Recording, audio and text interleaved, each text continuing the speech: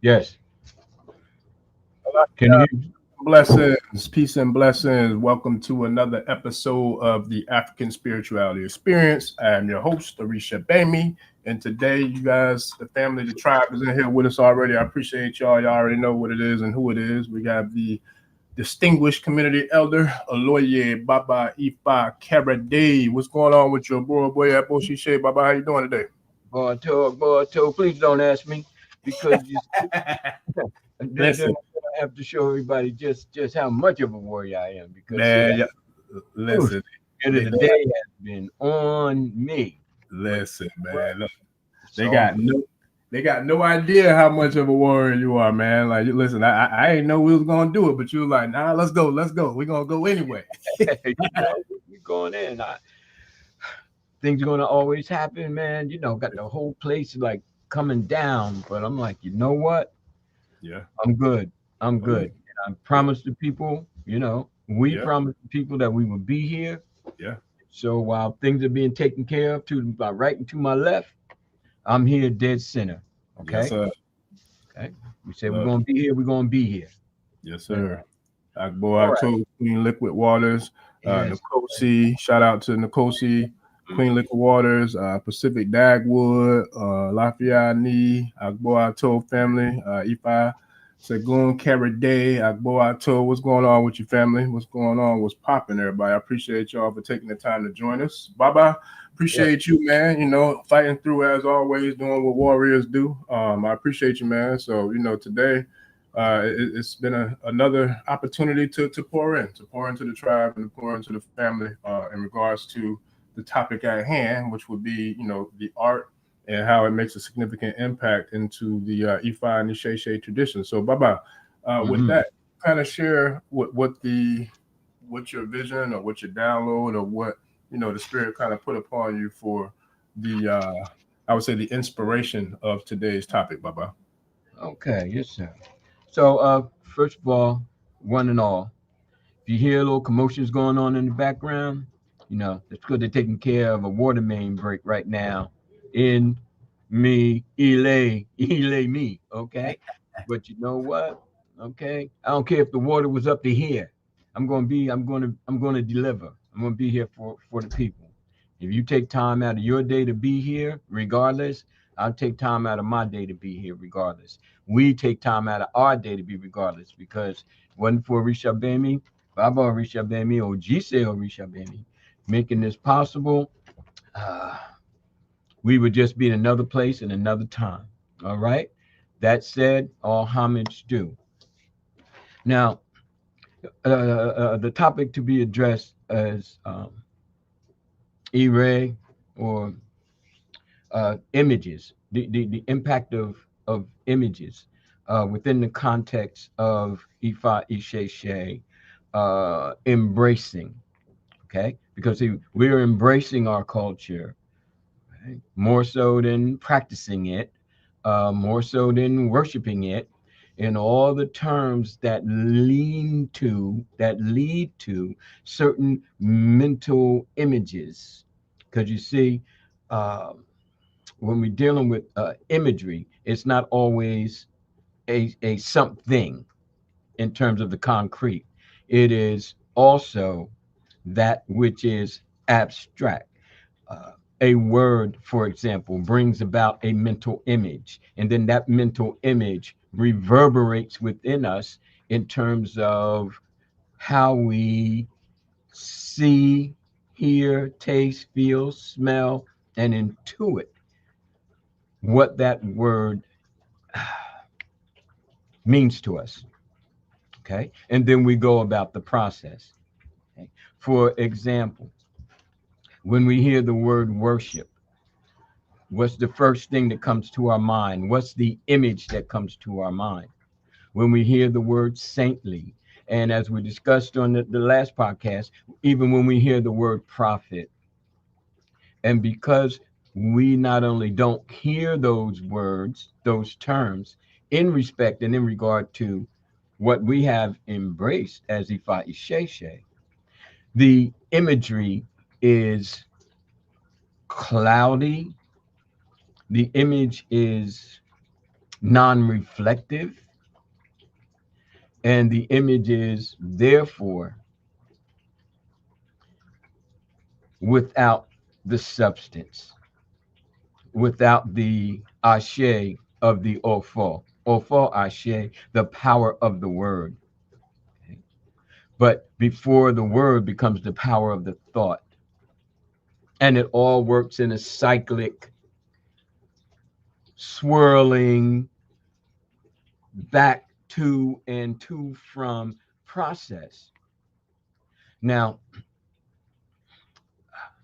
I could literally go on and on about the physical images, but I realized something a long time ago, and that is, and it was reinforced by some current studies, when our embracing of our ancestral ways was outlawed and punishable by incarceration, imprisonment, death, dismemberment, and this is neo enslavement, neo colonialism, and it became necessary to alter our emblems, our symbols, our artistic expression, like every other religion does, and like every other artistic encapsulating does of that which is abstract, like faith and belief, for example. So we were having difficulties, and in some respects we still are. Okay.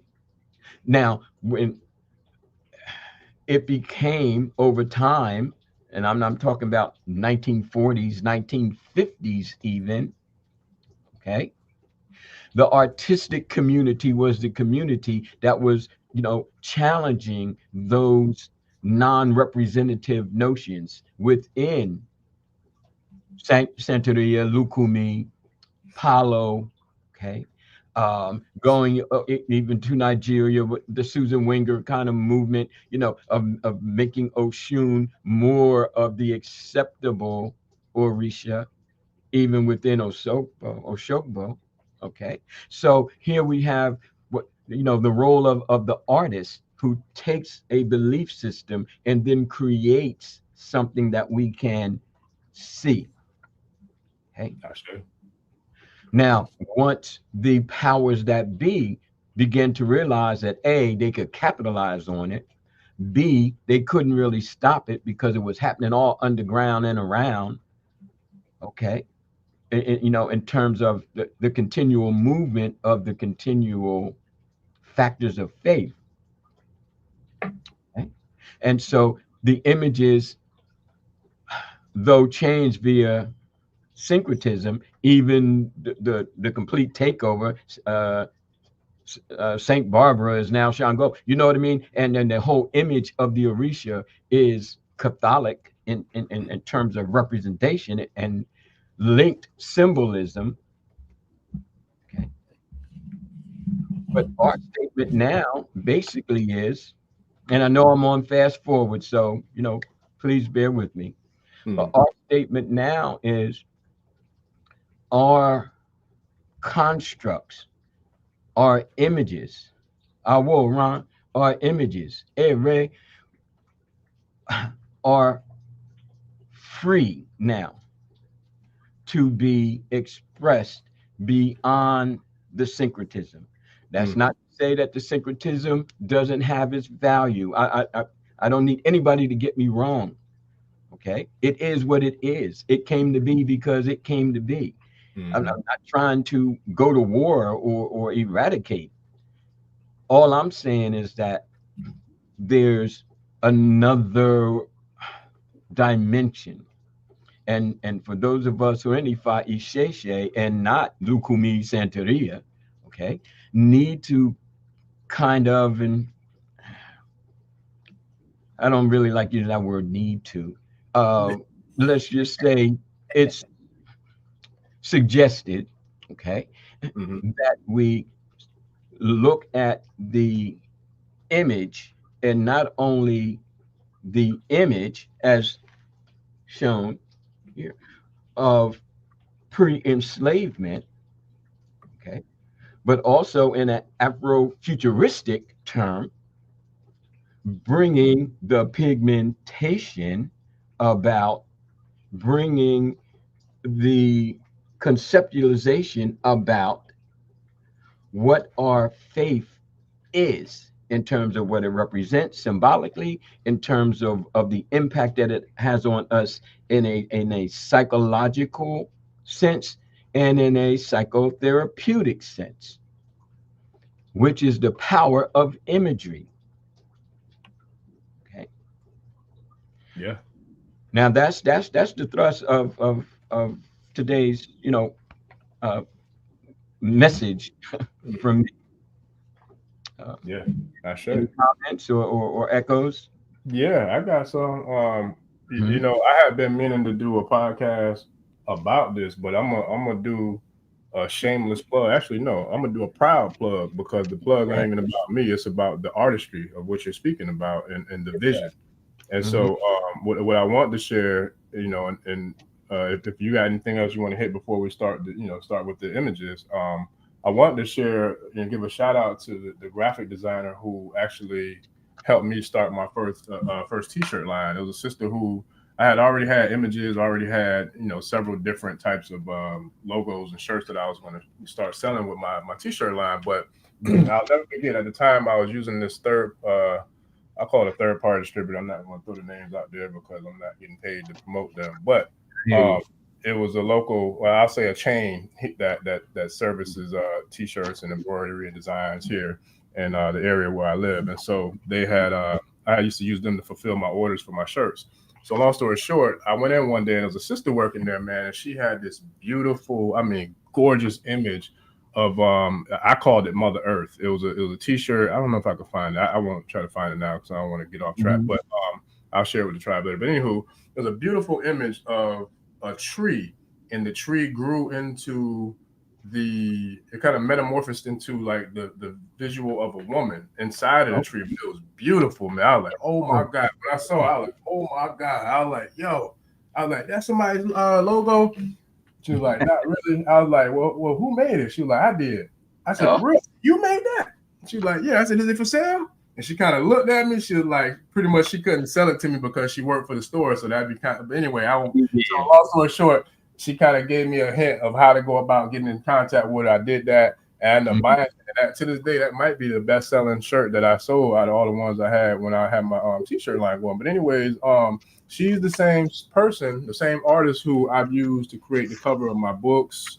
She's done tons of projects for me, but she's the same person who created the logo for Ashe.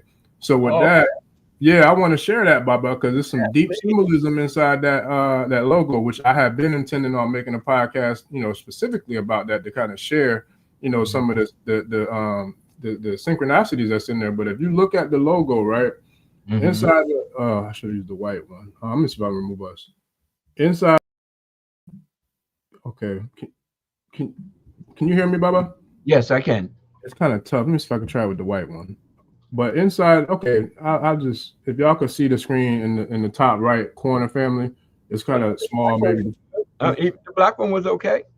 the black one's okay. Yeah, sure. Okay, I didn't know it because it was blacking us out. No, But well, and that's okay too. For the moment. right, Yeah, okay. just So go what you have, man. what it is, if you look at the logo, right, Mm-hmm. on the left hand side, it has a machete. Okay, so that's symbolic, to Ogun, right? Then you go up one notch, then you have the peacock. Okay, well that's symbolic to Oshun.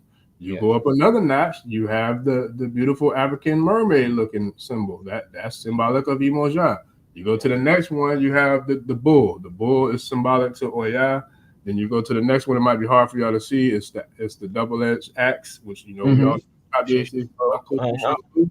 And then you got the snail there to the right, which would be symbolic of both of our fathers, Yeah. Baba Obatala. And then I even looked at the snakes. To me, of course, that's symbolism to the Egungun, to the ancestors. And you Okay. can't have the Orisha without having that shoe. But if you really think about it, The little child in the middle to me, I'm like, yo, that look like Eshe. There So you it go. was like, man, listen, I was like, yo, that, and mind you, I don't know if it's in the tradition of the culture or not, but I honestly can't say. I don't think so, but I don't know. But either way it go, her vision is in the tradition and the culture because her vision created that. I saw it, I lost my mind. I was like, oh my God. I said, yep, that's it. That's it right there. Well, That's it right there. That's it. let me join in on the song, man, because you singing deep, you know. Yeah, yeah, yeah. Uh, Definitely. But Mhm. see, this goes back to the whole thing of, I say, whether you have to be initiated to do something, or whether you have to be in an elay, and do you have to have a godparent, and blah blah blah and blah blah blah. You can just be who you are ancestrally gifted to be, facts. and have a deeper connection than somebody who got 200 ceremonies and 500 pots. That's what we're trying to get our people to return to, that Facts. this is a way of life, that this is a way of being. This just isn't some offset kind of thing that we get involved in order to basically appease acculturated notions, cherry picked kind of, oh well, this looks exciting, so let's all do this, or this is something that appeals to me as a Westerner, you know, specifically, and as a product of parochial schools specifically. So we're gonna, we're gonna take all that, and then we're gonna make it what we want to be. Now, it is what it is. There's nothing new about acculturation. Please don't get me wrong, but there's nothing new about people rising up and reclaiming to a greater degree the authenticity of their ancestral bearing. Okay. Now, granted, we all acculturate, okay? Even the language that we're speaking, the lives that we live. We're part of the system that we have to survive in, Mm, and not only survive in, thrive in. mm, We find ways to be successful, to leave generational wealth, both financially and spiritually. mm. We are working at it. However, when we start discussing what our faith factor is about and how it's represented through our imagery, then we have to get specific. We have to put that at the core of the discussion, because that is the core of the discussion. Mhm. Okay. So, like, a tie over that we have no image of a Rumula or Yeah, prophet figure. yeah, yeah, We have an image figure of every other prophet, okay, that has been yeah, shown to us. And yeah. from the time we're little babies, basically to the time we die, okay, we see it, we see it, we see it, we hear of it. We're rewarded when we kind of submit to it, and we're kind of ostracized and punished and kind of looked down on when we don't. We have to struggle, you know, to keep ourselves uplifted after we've struggled to lift ourselves. Okay.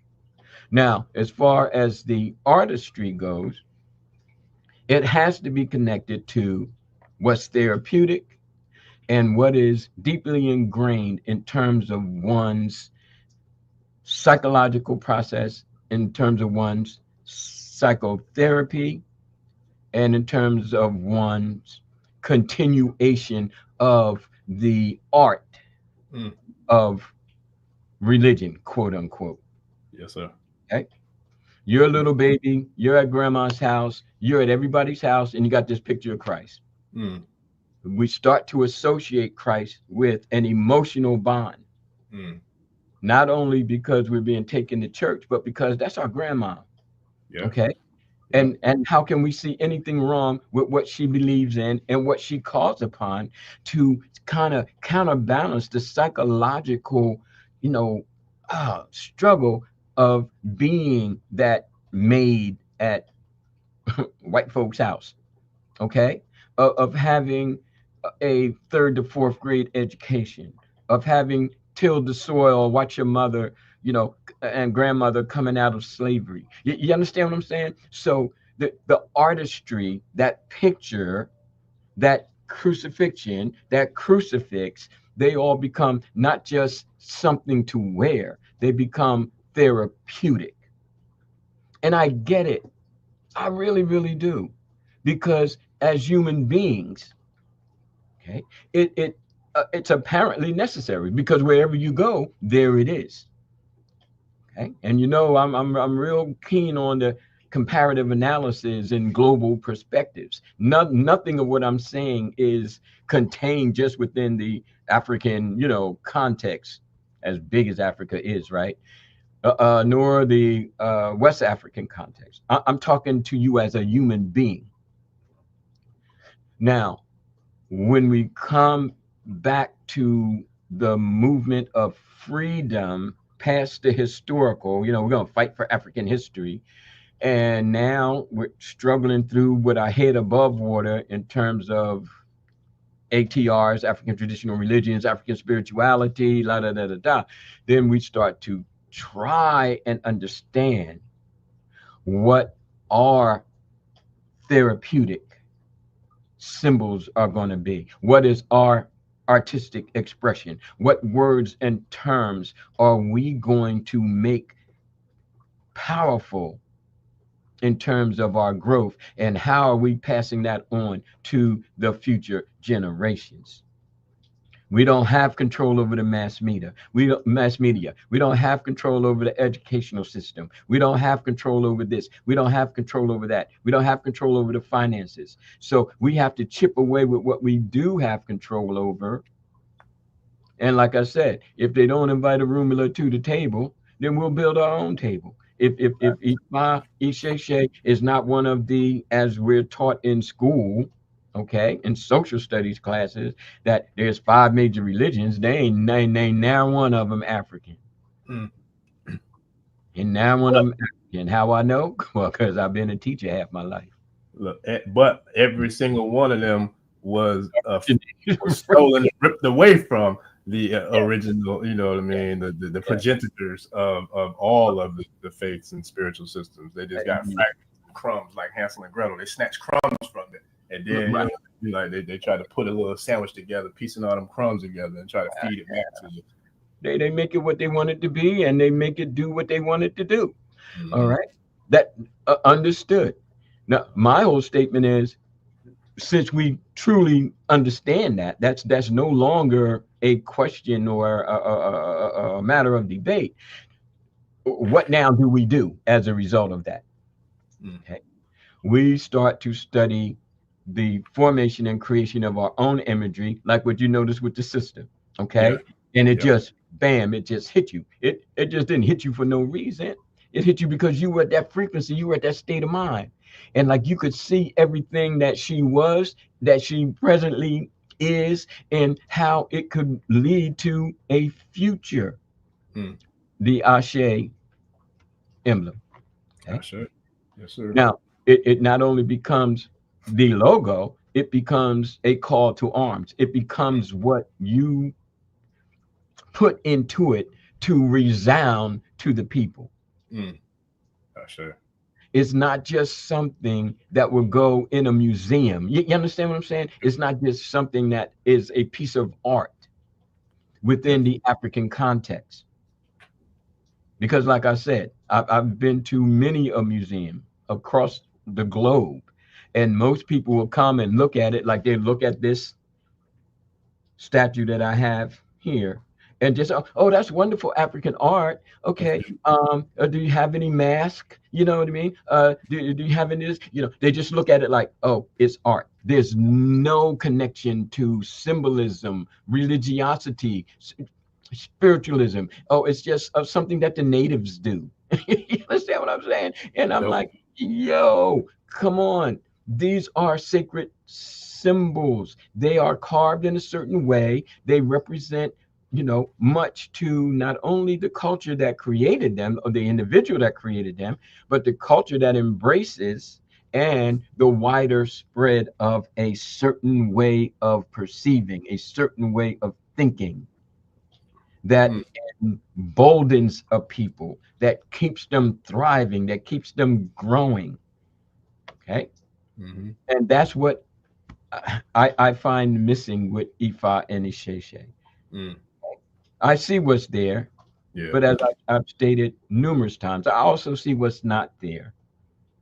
You know, I can have a meeting with Isese people and see the crucifix on the wall. You know what I mean?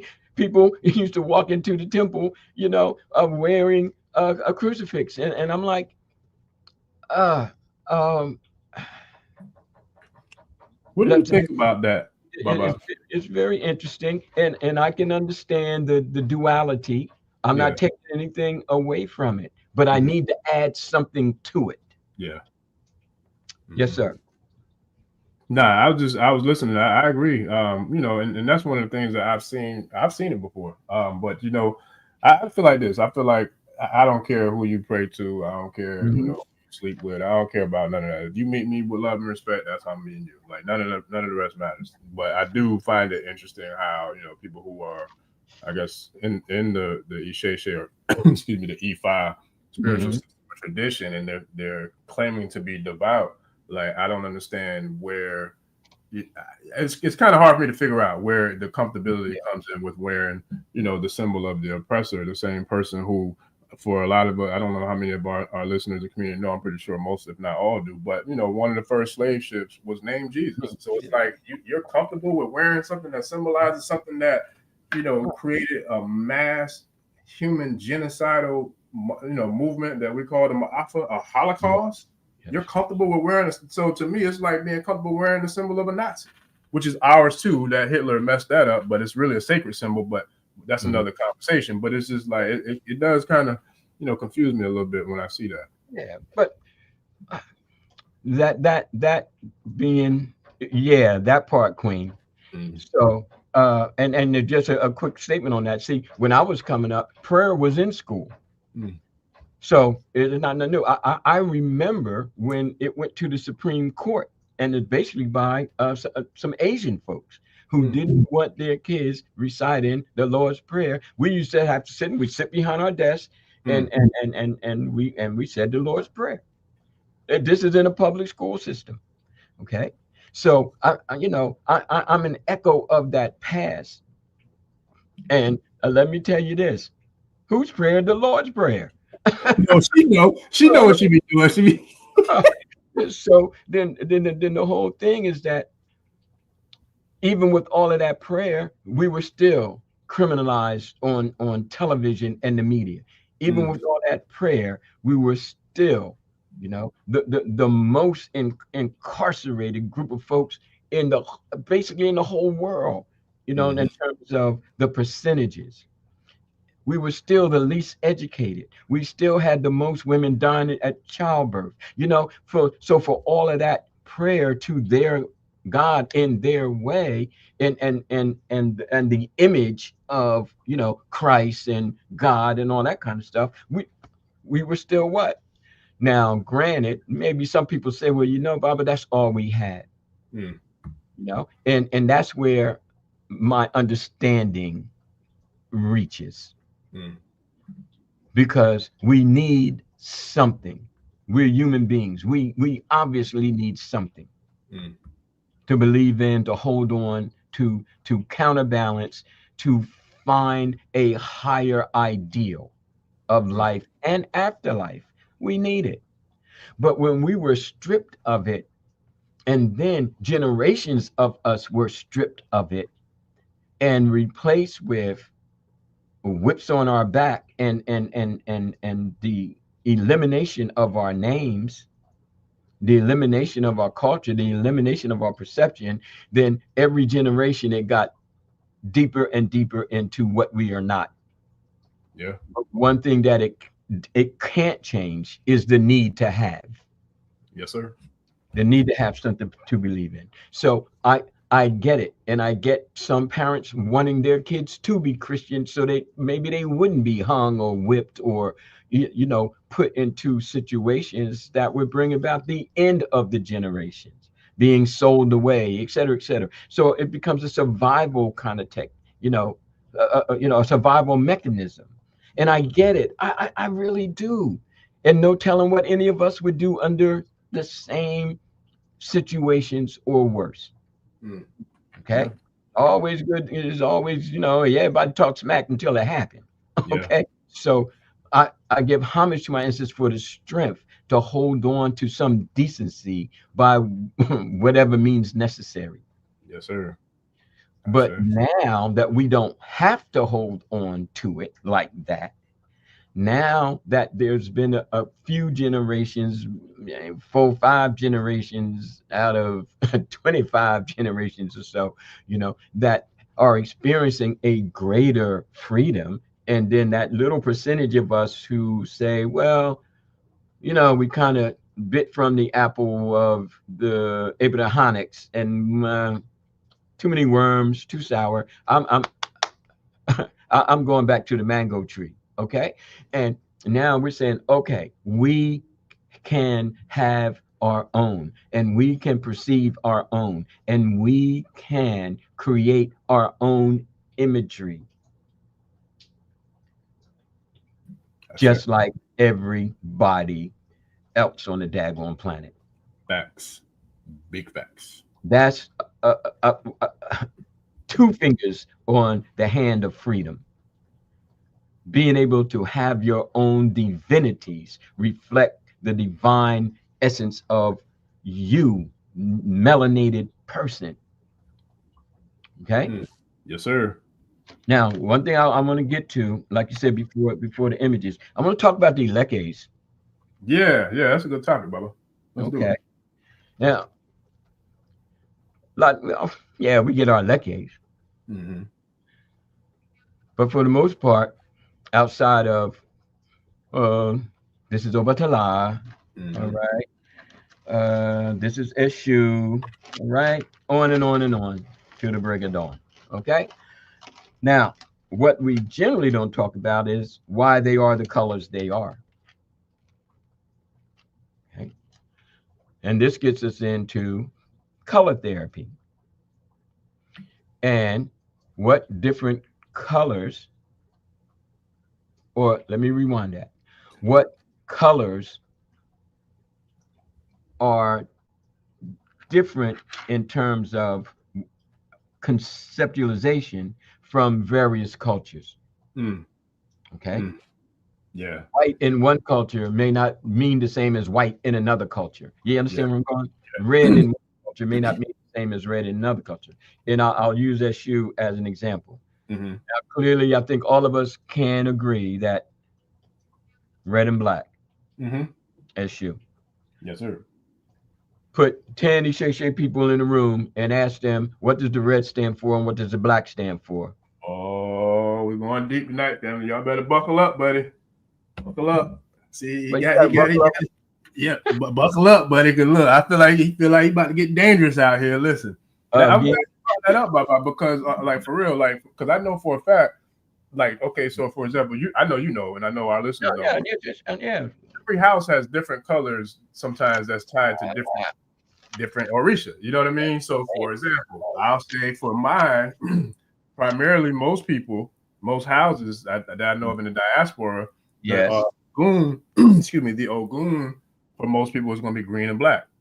Mm-hmm. However, based off of the house I was raised in, my Ogun is white and black. You know what I mean? So it goes Yep. based upon your lineage and who kind of brought you in. So that Yep. I'm extremely excited that you brought this topic up, Baba. I didn't mean to interrupt, but I'm just happy that you brought it. No. We dialogue, brother. It makes a lot of people who People might think not it's related. yeah, well, because some people probably ain't gonna know. Like if you see certain, like there's people I see with Orishas or Ileke that I don't know which Orisha is attributed to because Right. it's a color that's different from what I'm accustomed to. So I'm not sure, you know what I mean? But I know it does have to do with your lineage and the house that you were raised in as well. So that plays a major role. And to add, Mm-hmm. even if those people were asked, what do the colors represent? Mm. Mm. You know, Yeah. out of 10 people in the room, how many could boldly step forward and say, well, my Yemoja is uh, white and silver. But you're like, wait a minute, that's Obatala. No, no, in my Ile is white and silver. Okay, cool. Well, we understand. Just like I heard on the podcast with Baba Ifa Karade and the old man, is that well, different folks are going to have different strokes. I mean, it is an artistic conceptualization. And people in Candomblé, I know this as a fact, have different color representations for the Orisha than people in Cuba. You understand? So it's not a global kind of oneness that was born from our, Ifa ancestors. See? All right. And then when you add that there are different roads in some of the cultures that I've embraced. Yeah. So Obatala might be just white, but then another road of Obatala might be white and gray, or and Mine and Mine got a dab of red. Mine got a dash of red in it. For see, those who know which road that is. all right. Mhm. So the whole thing is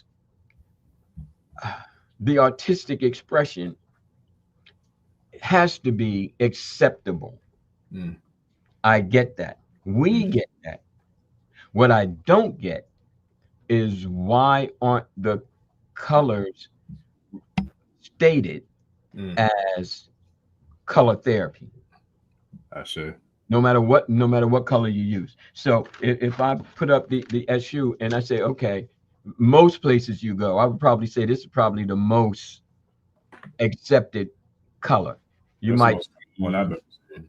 yeah, I've seen white and black. Mm. There you Okay. see. But let's go with the red and black. So say, Mm. okay, my good people, since we are ancestrally motivated and we're talking about imagery, we see these elekes and we think, oh, SU, and then we go blah, blah, blah about SU. So I'm like, okay, well, blah, blah, blah about the colors. Why is SU represented as red and black? Okay. Different places may have, and probably will have different interpretations. What I've come to understand, okay, is that red in the quote unquote Yoruba construct symbolizes authority. Authority.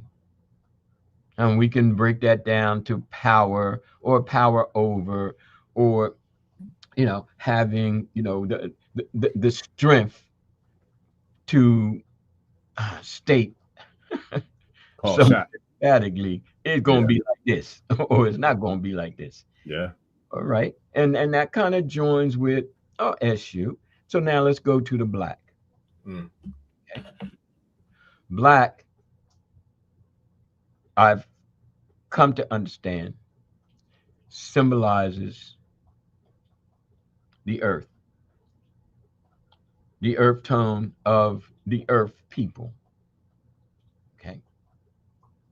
I've also heard black symbolizing the unknown, like the cosmos, the pitch dark of the sky. And so now we have a divinity, an Orisha, who has authority over that which is unknown, that which is unseen, but yet acknowledged.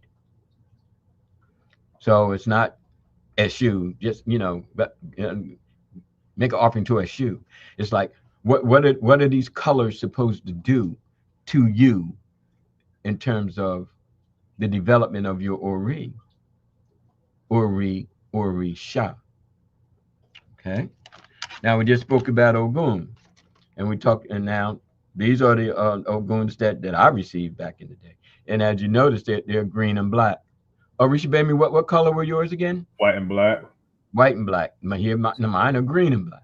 Yep. That's what I feel like most Oguns I've ever seen are green and black. However, mine, it's funny. I asked my godmother why ours was white and black, but she said it's because the house that she came from, mind you, she comes from the same house as the king, Iba Tanu, from Oyotunji, Yeah. Baba Surgeon. So Yeah. she's literally the co-founder of Oyotunji with him. So their house in New York, the first one that the Oba created in New York, their road of Ogun went way back into antiquity, where their color was white and black. So it's from a really, really old house that the colors of Ogun back then was white and black. So that's why everyone who came through our lineage has the white and black Ogun versus the green and black. So that's where that came from. All right. Okay. Yes. So Yes. again, all roads, but now what do the colors represent? And we also see with Orumila, we see green again. You see? So the question becomes, what does green represent to the devotee of Ifa Isheshe? Okay. Well, in the case of Ogun, it's because of being the hunter and being out in the forest. Green is nature. Onile. Okay. Green is the offspring of Mother Earth. Not sure. And now we're back to black again. Black being like Kemet, the land of the blacks, Kim, yeah, yes, sir. Land of the right? Black. And or the mysteries of the unknown. When we see the green here with Orumila, the green represents Osane, because Osane and Orumila were, according to the word passed down, okay, were very tight. Okay. And that's why, Ifa priests have to be somewhat herbally acute because of the relationship that Orumila had with Osane.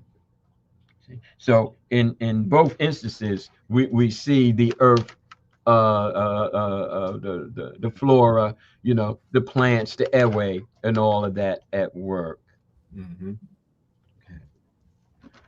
I'll do one more. The intent was not to go over all of them, but to just give an understanding in a pre-class kind of, structuring, so that people understand that there's so much more to this, and that's why classes are pertinent.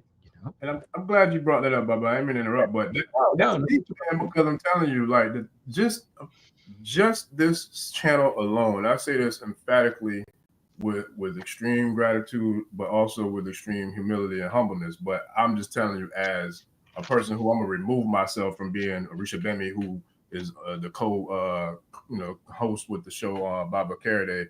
I learn a lot from listening to this podcast, and I get a lot of feedback from a lot of the people on the channel who I love, that they take the time to give us the feedback of how much they learn and how much they appreciate it. And along with myself, you said things on here that just dropped my jaw before. I'm like, yo, like, because I never knew and never heard of. Mind you, I'm still a baby. I'm only like, I don't know, maybe I don't know how many years I've been into the tradition, but either way, I'm still a baby, and I got a whole lot to go in terms of learning and researching and studying and all that. But sitting here with you, I'm telling you, I learned so much. It's invaluable, the information. So I feel like I can humbly speak for the rest of the tribe. We love this. It's never too much because these are things that a lot of people don't have the insight or even the opportunity to have a direct contact or a direct conversation, or even listen to these types of conversations with someone who has over 4 decades of experience in this tradition. So even shout out to the sister who reached out from LA the other day that I sent you the screenshot.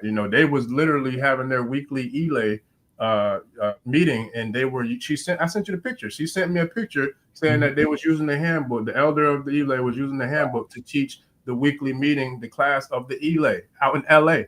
You know what I mean? So for those who already signed up for our classes, like, this is something big, man, to have the opportunity to learn, from a master, a true master and a true pioneer in the Ifa Isheshe tradition here in the diaspora.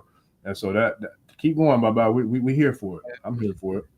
Well, I'd like to say that I'm deeply moved. I'm humbled. Okay. I never miss a heartbeat of the Ifa Isheshe reality. Okay. and that which is my life, and that which I have given my old life reprieve from, so that I can continue to push through the soil, okay, and become worthy of Ifa, worthy of Isese. Okay, this ain't no game. You know, it's not a pastime for me. You know, it's it's it's every breath that I take. Okay, so let's move on to Obatala. Okay, now and we see Obatala.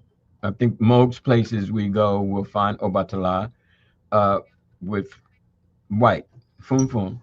Okay, and as you stated, there are many variations to the theme. Okay, but wherever we find in the Odu, Obatala is the Orisha of the white cloth. Okay? And it really used to bother me when people would hear the word white and automatically associate it with white people.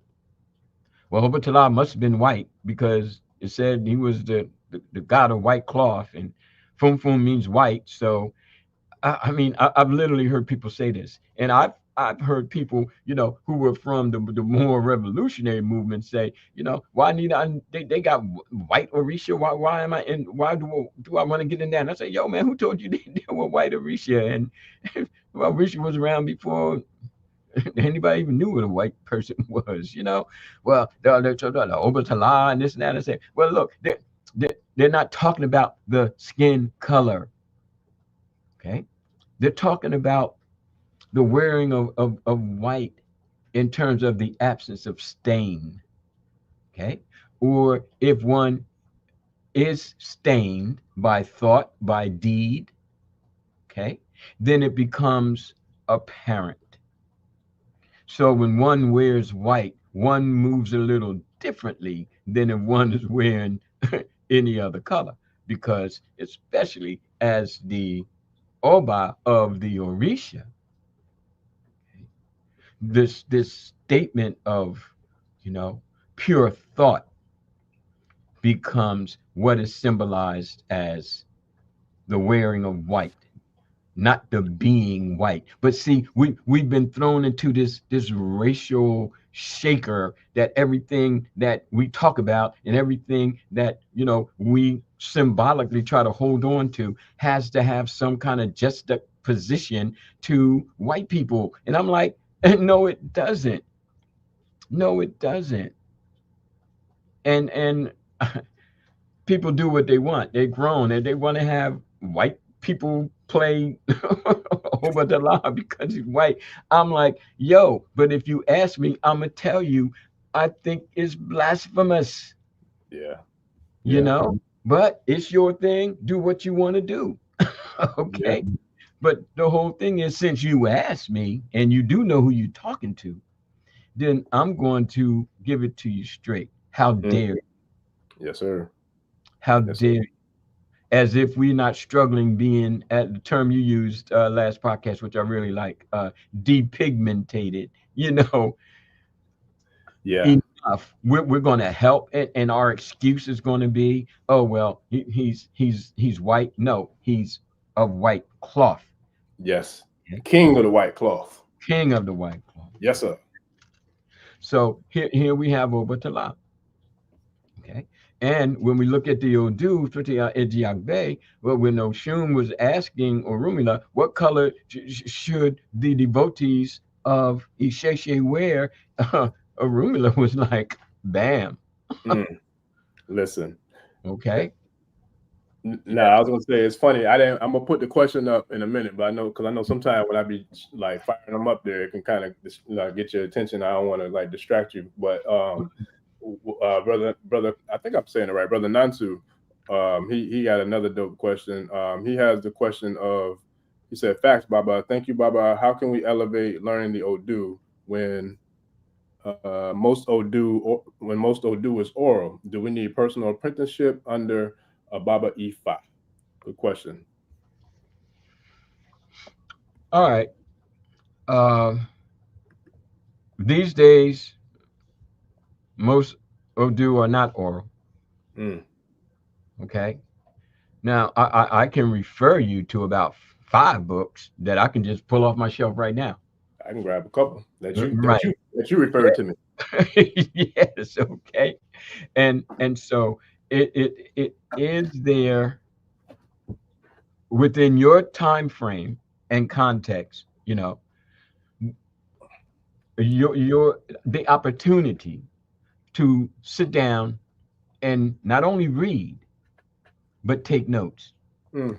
Okay, because see, under my tutelage, I didn't require the Babalawos whom I initiated to memorize the Odu. I'm not a fan of memorization. Okay. Now, what you do is you go over it. You go over each book. You start to pick out what's more applicable to the social, economic, and geographical location that you are in, okay? And you make it work. You make it work for the benefit of the people, not for the, oh, look at what I can do. Okay. So you have to start accumulating knowledge. And that knowledge process, once you take that first step, there is no last step. Mm. Okay. And there may be times you even, take a minute from it and let it sink in how you can be most effective. Okay. Uh, Ifa can no longer be seen as an oral tradition. Okay? You can Google each and every Odu right now.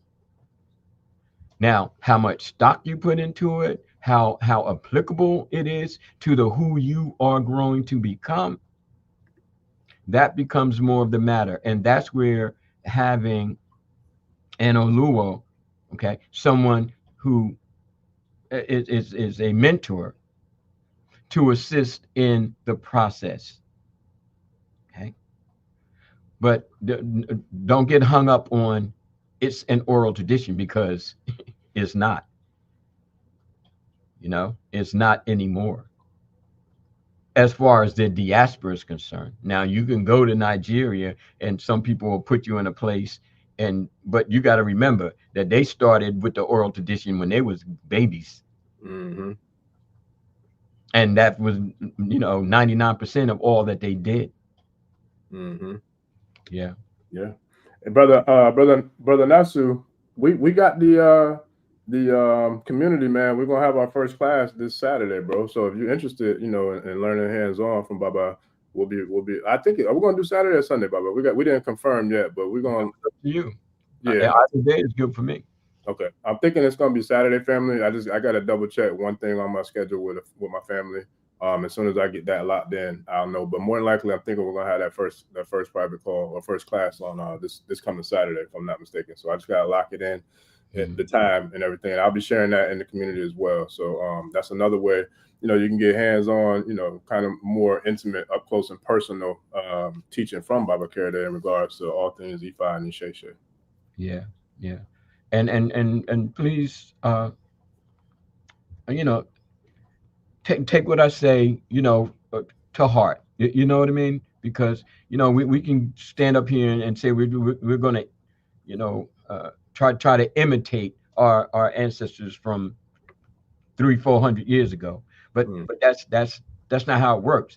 If I had land and I built a temple and I said, well, you're gonna come here and study for 2 or 3 years, like people go to college, then we would get more into the memorization and regurgitation, if you will, of Ifa. But we have to learn how to take what is going to save us, okay, and apply it to the upliftment of self, and as a resounding resort, uh, uh, our people, as a resounding result, our people.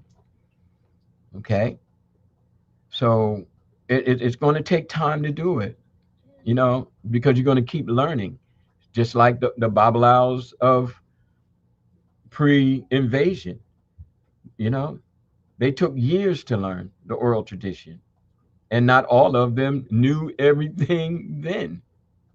And they were quick to tell you, I don't know it all. Yeah. You know, Mm-hmm. yeah. Baba. So let's just, if we can just get it started, then we can see how far we can go with it. I say. Okay. We're gonna go far real quick, Baba. I want to share the names of the four books that I just shared with the tribe real quick because I kind of put them up kind of fast. So one, of course, I got to throw the plug in for the Aloye for Baba Karade. The first one you can get access to, learning more about the Odu is the Handbook of Yoruba Religious Concepts by none other than yours truly, our community elder Baba Ifa Aloye Baba Ifa Karade, and then the other one is a book of Odu Ifa, and that one is by Oloye Ayeli Kumari and Awo Okifa Falade, and you can get all of them on Amazon, family. So, and then what I'll do is I'll try to put the links in the show description as well. And then the next one was William Bascom, 16 Calories. William Bascom, 16 Calories. That's another one. Um, Now, Baba, let me ask you this because I want to make sure that we doing everything, according to proper measures. Would you recommend that someone who's not initiated to read Bascom's work on the Cowries and E5? Because those, as far as I know, those are for priests and priestesses. Is that something that someone who's not initiated should be reading? What's your take on that? I read them before. Let nobody stop me from learning anything. You know, if it's accessible, you pick it up. Start trying to figure that ish out, because you know, better prepared you are when you step in, the more you're going to Woo! learn it. While you're there. Look, I know how you get down, but look, I'm just asking for the people. Look, I'm asking for the people in the back, man. That's what I. And Get the the, books, man. the fourth one is William Bascom again, and that's Ifa divination, and that one's it's a powerful book, man. I highly recommend that one. I'm deep into that one now. Learning, as an Awo, as an Ifa priest. That's something that yeah, I'm yeah, diving deep, Yeah. diving deep. All So right. those are So, the four books, family. I hope you got them in Kosi. Those are the four books that I shared. all right. So, back to the array. Okay. And what we take in as culturally significant. All right. Um, what is our symbol for salvation? What is our symbol for Orun Rere? The good place after we pass on. What is our symbol that would mark our grave? You know, what are our symbols of existence? What is our symbol for resurrection? Very few people even know when they see the commetants with the arms crossed. That is the symbol of resurrection. Okay, and we have the Ankh. From there, we have thousands of symbols that we aren't exposed to, and hence we lack the enlightenment that those symbols represented to our ancestors. Probably the closest we get probably is the Adinkra symbols, of the Ghanaians. Okay, but you don't even see that many of them. I don't see as many of them now as I did back in the 70s and 80s. You know, it's because you see that there was such a thing called backlash. Yeah, that whole thing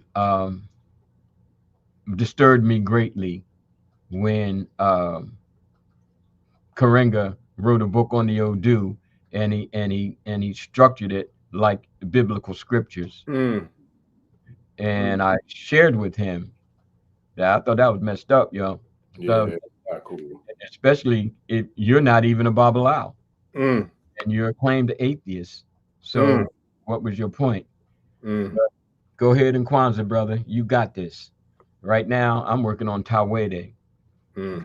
which brings into our bearing that white urn as a symbol of fertility that Obatala blesses us with in terms of being progenitors, in terms of giving birth, in terms of expanding so that we can uh, bring into our being at least 7 generations ahead of us.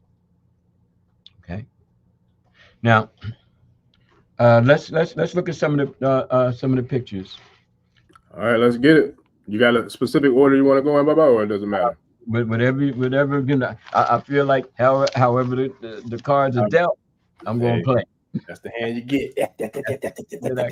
And we may not get to all of them, but at Yeah. least it kind of start things going. So let's see if we can get at least 3. But I Okay. definitely want the Oya one. Okay. Yeah. Uh, Say more. We're gonna start with Mama. yeah. Mm-hmm. Let me go ahead and pull them up real quick. I want to thank Sister Holly for texting me that one. Mm. It's so nice. Thank you for interested, Sister Yeah, Holly. I love that one. Actually, matter of fact, I put that one in the thumbnail for, I think it's understand this episode. I don't want to say episode 18. I can't remember, but one of the previous episodes I did with Baba Oya Bile.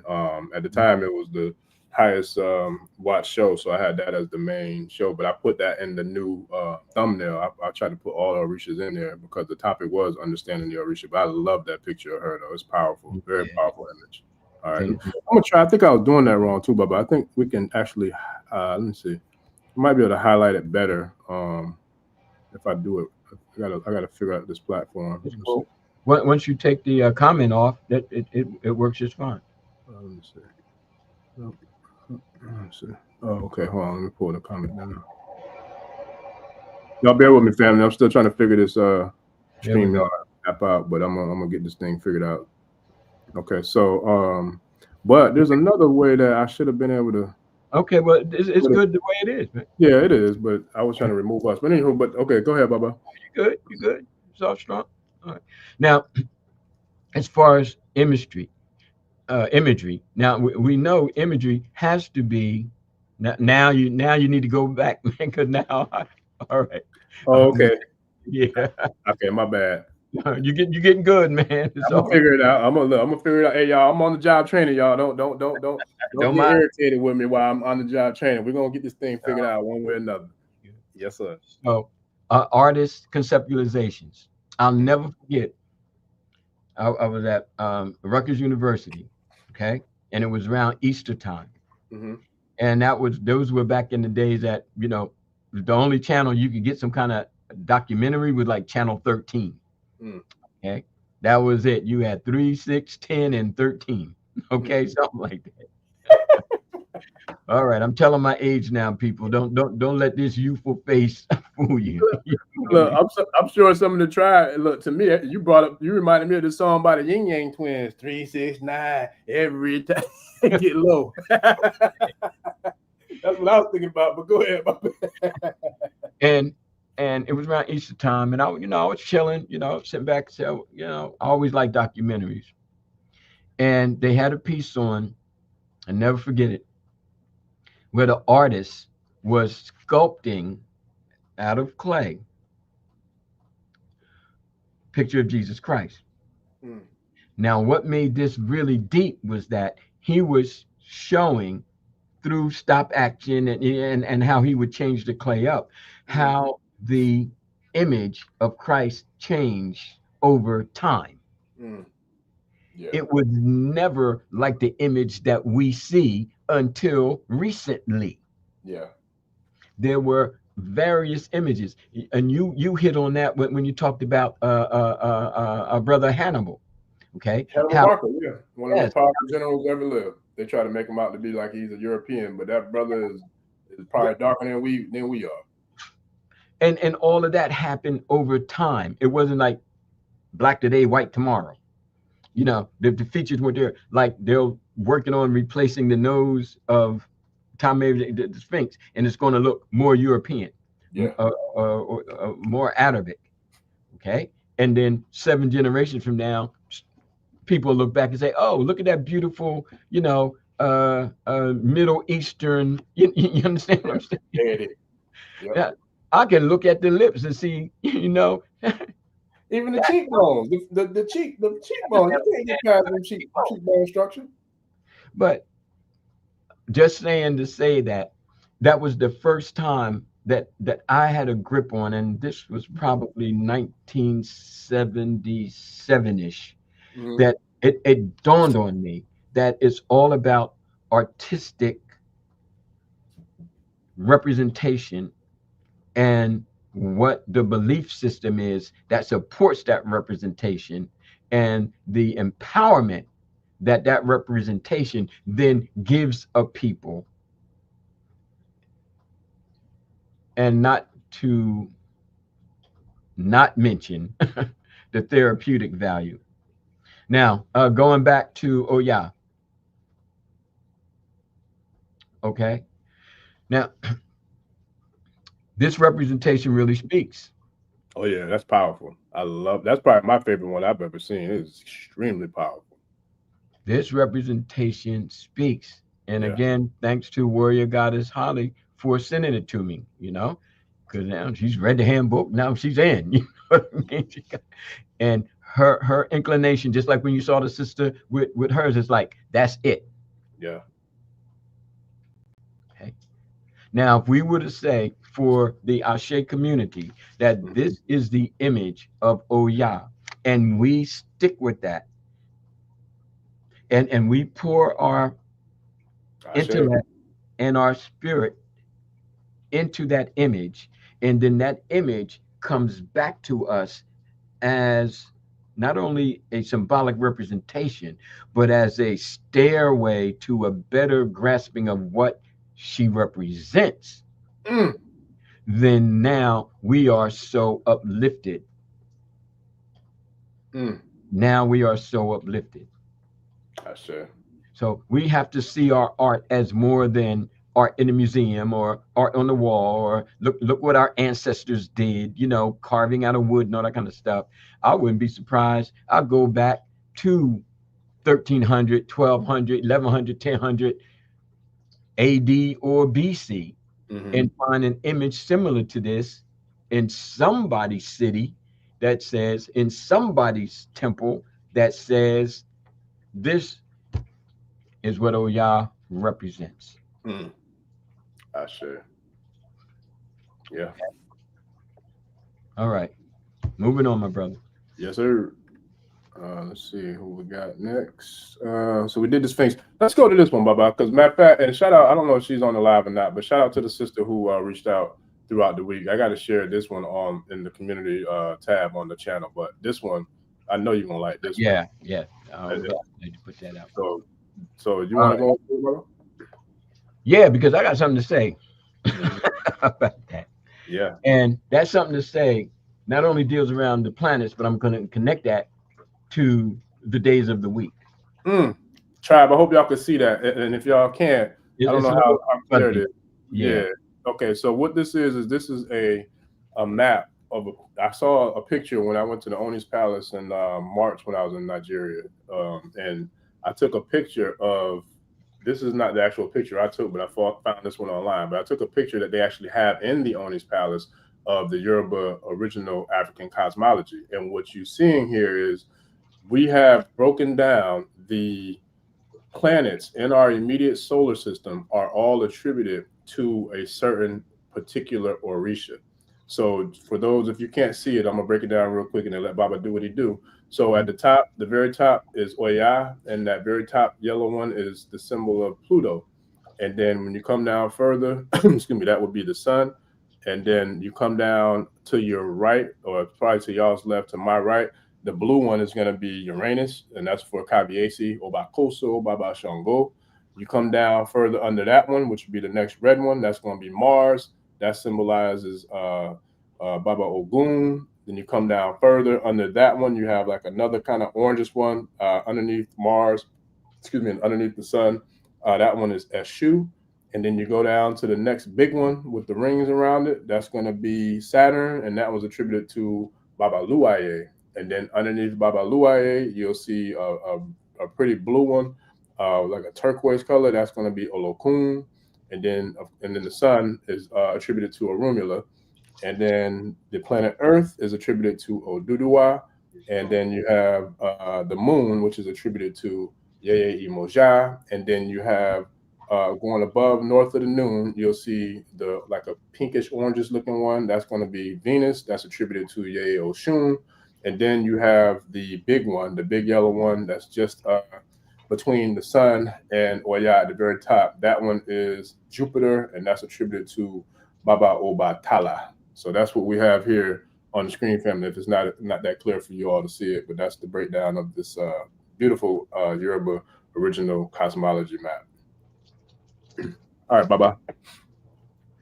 But yeah, that was dope though. I remember when I saw this in the palace, I had to take a picture of it. I'm like, yo, this is amazing. I had never, in all my studies up until that point, I had never seen anything that correlated the Orisha to different planets. Now I know about how many different attributes and how many different characteristics of all the things that are on our planet that are attributed. For example, the mountains to Baba Obatala, the ocean to Imoja Olokun, lightning to Kabiyesi Shango, tornadoes, hurricanes, and storms to Yeoya.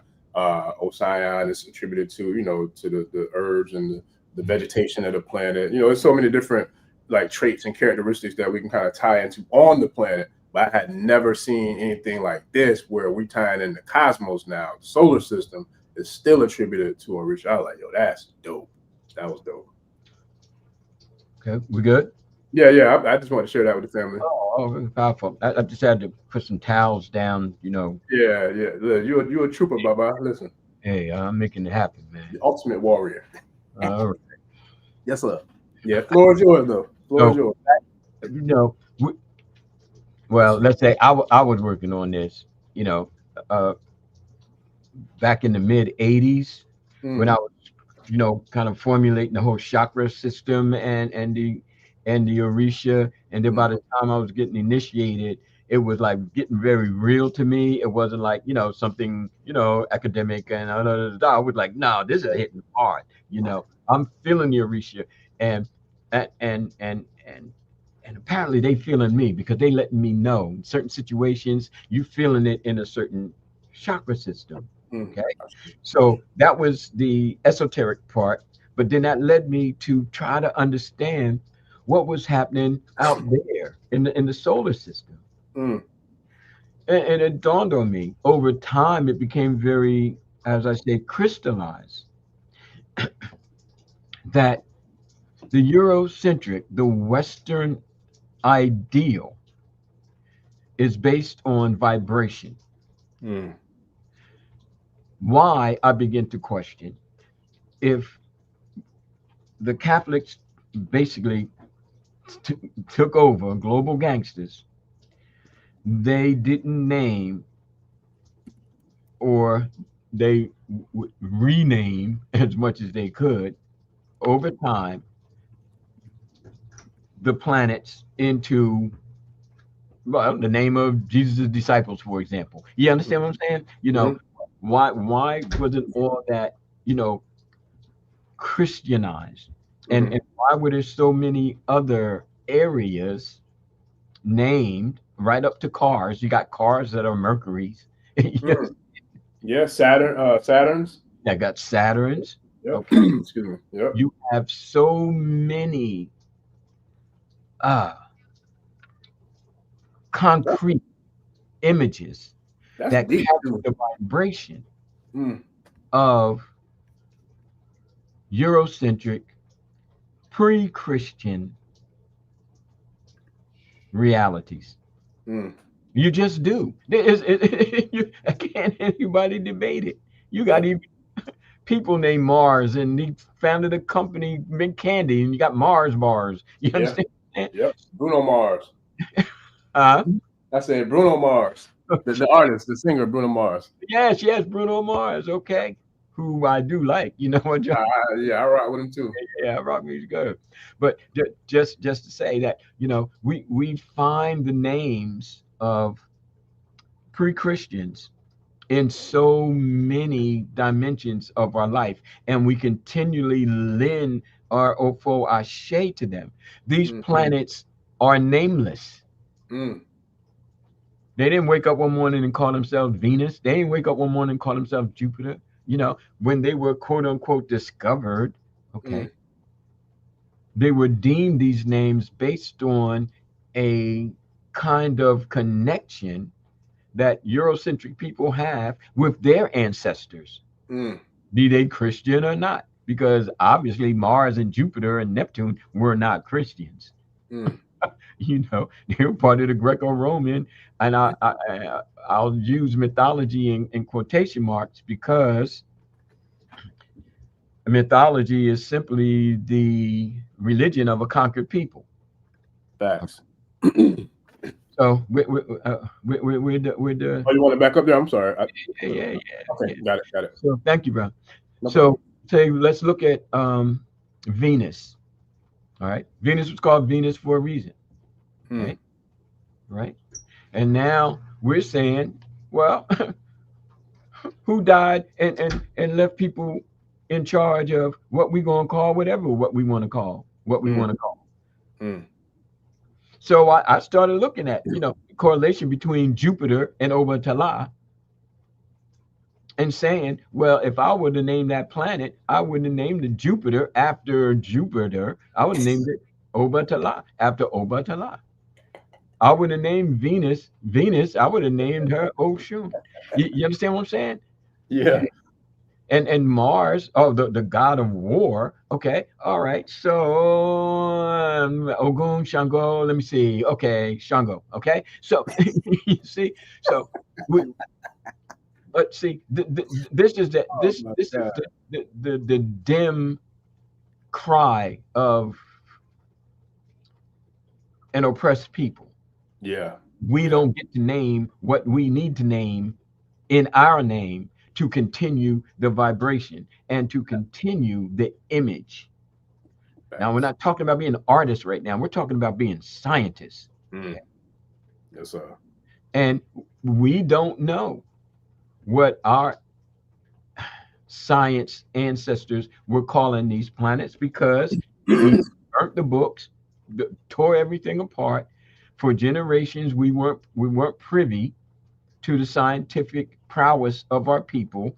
We're basically just shown, groups of us who lived in a certain kind of way in certain kind of places. We don't see the full picture. Like my students, I showed them pictures of African cities, and they can't really grasp that, oh, those cities are in Africa. Africa has cities, and these are Black students. What? Nothing really pissed me off more than when took my girls to that freaking Sesame Street thing in Pennsylvania, and we looking around, and all the castles for Europeans, looking all nice, the whole Cinderella thing. But then when it came down to Africa, it wasn't even France, Germany, it was Africa. You understand? And there were little huts. I snatched my girls up and said, "We getting out of here." Because see, this is what it is. So the name, the image, the impact of the image, whether that impact is going to be therapeutic or detrimental, whether that impact is going to be empowering or disempowering. It can't just be in it. It's never, oh, it just is. No. You throw that stone in the water, you just can't say, oh, well, the stone just in the water. No, it's a rippling effect all the way until it hit the bottom. Right. Yeah. And then when it hits the bottom, is an impact on the sand that's at the bottom. Yeah. So cause and effect. I take this as deep. Now, part two, last part, the days of the week. Yeah. Every day of the week is named after, except Sunday, a Eurocentric pre-Christian divinity. Mm. Every day, Wow. every single day. Well, another exception would be lunes, well, the day, the moon day. But even that name kind of correlates to a goddess of the moon. Mm. Okay, so let's look at. I'll just use a few examples for the sake of time, and hopefully to stimulate, our people to study. Okay, and not just sit in the pews. Okay. Yeah, no, that's deep. Even real quick, Baba, I don't interrupt you, but just what you just said, I don't know how many of the tribe heard you, but you Mm-hmm. said Moon Day. Mm-hmm. Okay. So if you mess around, and for those, I caught that, but to me, so all my life I've known it as Monday, Monday. But you throw that extra O up in that thing, you do have Moon Day. Yes. Mm. Yes. And Thursday, for example, is Thor's Day. Oh man, I'm about. Oh man. Thursday is Thor's Day. So it really should be Shango Day Day. That should be is the Kabiesi day of Day. Owen. Well, Because that's but where they got Thor from. this is our point. But everybody has a thunder god, but the people in charge determines what of the ashe, what of the image is going to be drawn when that name is stated. Mm. Mm. Okay. Friday is Freya Day. Freya is the Norse god, like Oshun is the Orisha of, like Venus is the goddess of. Yeah. So they take a lot from the North. Wednesday is Odin's Day. Wow. Odin, the father of Thor. It gets deep. Yeah, the tribe going in the comments too. I see they breaking it down in there too with you. Now, we may not be able to change the names of the dates, the names of the days, okay, because we're under this geopolitical, you know, system. But we Right. can change how we perceive it, and we can filter out the imagery and the impact that is having on us in terms of its oppressive, dispowering capacity. Mm. Mm. And that's where I'm coming from. Mm. Again, we can have people reciting the Odu, we can have people doing ebos, and we can have people doing a lot of things, but I question the empowerment Yeah. on a deep therapeutic and psychologically enhancing movement. The Ori has to take its place amongst the Orisha. The Ori is the only essence that will stay with that birth person until the end, regardless of the situation. Mm. We don't call ourselves this and that. We are Orishas. Mm. Yes, sir. And every time I see a name of a car or a supermarket or whatever, and it has that Eurocentric name, I check myself. I Mm. check myself. I just don't let it go in. I check myself. Okay. Facts. Yeah. And that gives me strength because now I have strength over that spell. Mm. I say. Yeah. Okay. And we'll talk more about it in class and whatnot. And I hope everybody's hearing me and understand that I'm coming from where I'm coming from in terms of what's real to me. Yeah. Well, it's real to us too. Like, Yeah. cause I'm telling you, like, what you just dropped with the moon, I'm like, yo, I read a lot of books and did a lot of studying, but like you say, nobody can know everything. I ain't never seen that before. That was dope, and it was deep. That was Yeah. real deep. Yeah. And then, different people are going to have different things to say about it. You look it up and this person said that, Tomato, academic. tomato, potato, potato. Yeah, yeah, Yeah, yeah. same, But same. they can't argue with the fact that it's all stemming from pre-Christian, quote unquote, pagans. All right.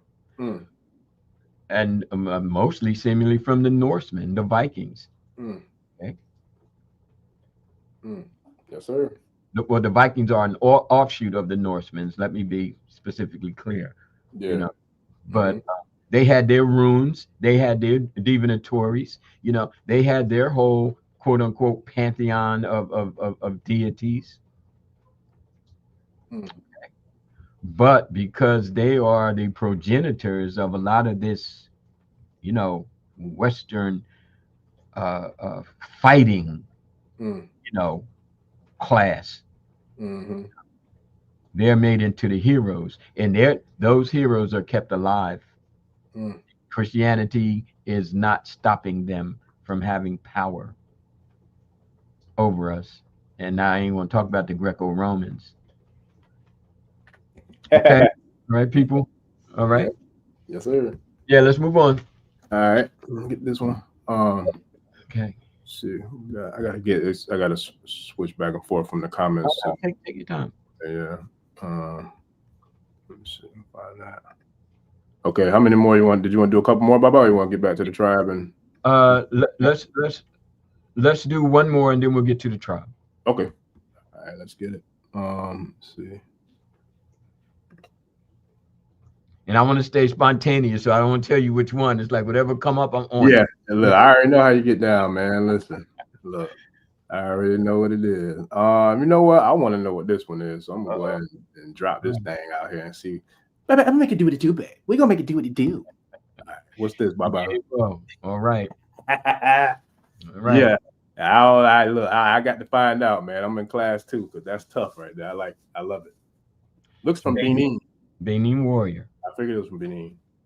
Now, my question to all my good people out there is, when the last time you seen something like this in a movie? Right. That part. Well, it's been. I don't know. Now, I don't know if the tribe has seen some of the movies on Netflix, but Netflix got some. They got some pretty tough movies out. I mean, different. I know. None of them symbolically put it down like this. I say. They keep us in a certain kind of dress. Yeah. Like the whole Shaka Zulu kind of thing. Yeah. You know what I mean? Yeah. Of course, the loincloth, or of course, the fawns, or some cloth, but in full armory with shield and sword like that. Nah, bro, it ain't happening. It ain't happening. We don't even know what to call, those ornaments. Yeah, it's dope. That's this is what the Portuguese walked into. Call it powerful. When they came into Benin, when they came into Yoruba land, quote unquote. What we see on TV is not in full. Yes, there were groups who were more, loosely garbed and not in ornament. Right. Tell you the truth, it's just been recently they showed us on horsebacks. With sandals on. Because when I was coming up with that whole Tarzanian thing, are you kidding me? Yeah. And people there were horses in Africa. You know what I mean? People were literally asked those kind of questions. Yeah. Or even like the zombie stuff that they attribute to voodoo, like our brothers and sisters in Haiti. Yeah, so that was all of the media was showing. Those were the images. Bam, bam, bam, bam, bam, bam, bam, bam, bam, bam. Until it was like, okay, you got me. That's all we were, and that's how we got down. You wanted the world to see us as half-naked savages, or insane barbarians, or to whatever degree, but you never showed the truth. Full ornament. You never showed the masses of armies that marched against you. You never showed the heroism. These soldiers never became images of the fight. Yeah. Okay. Of the battle. Nah, I love it, man. That's a powerful piece.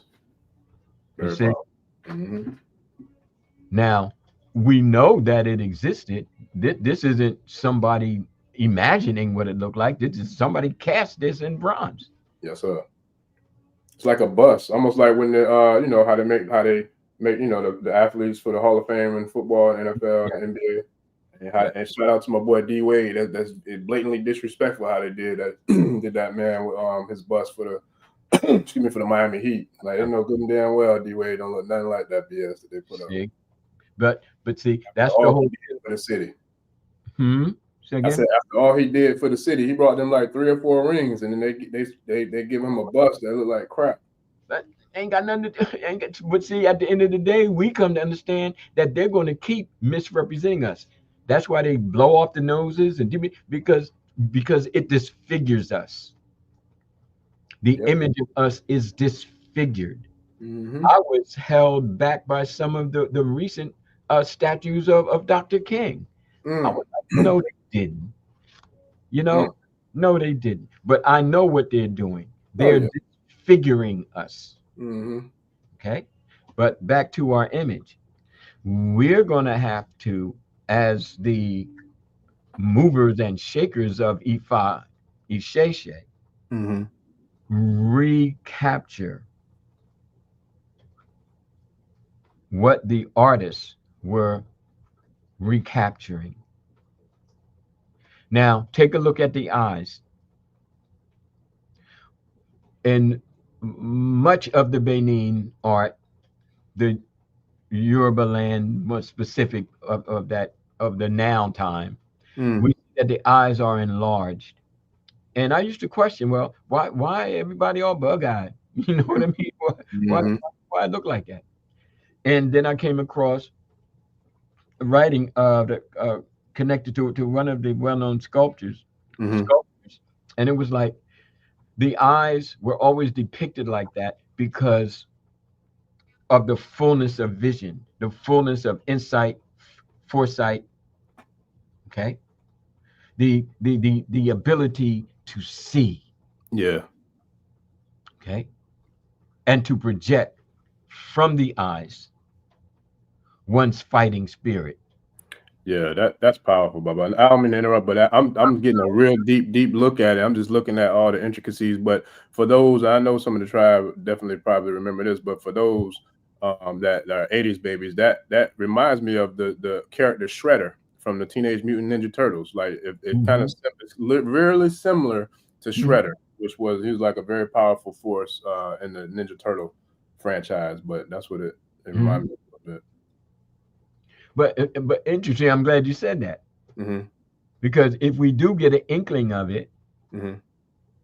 it's villainous. Of course, of course. But see, and that's just a drop. Like in the latest Thor movie, Mhm.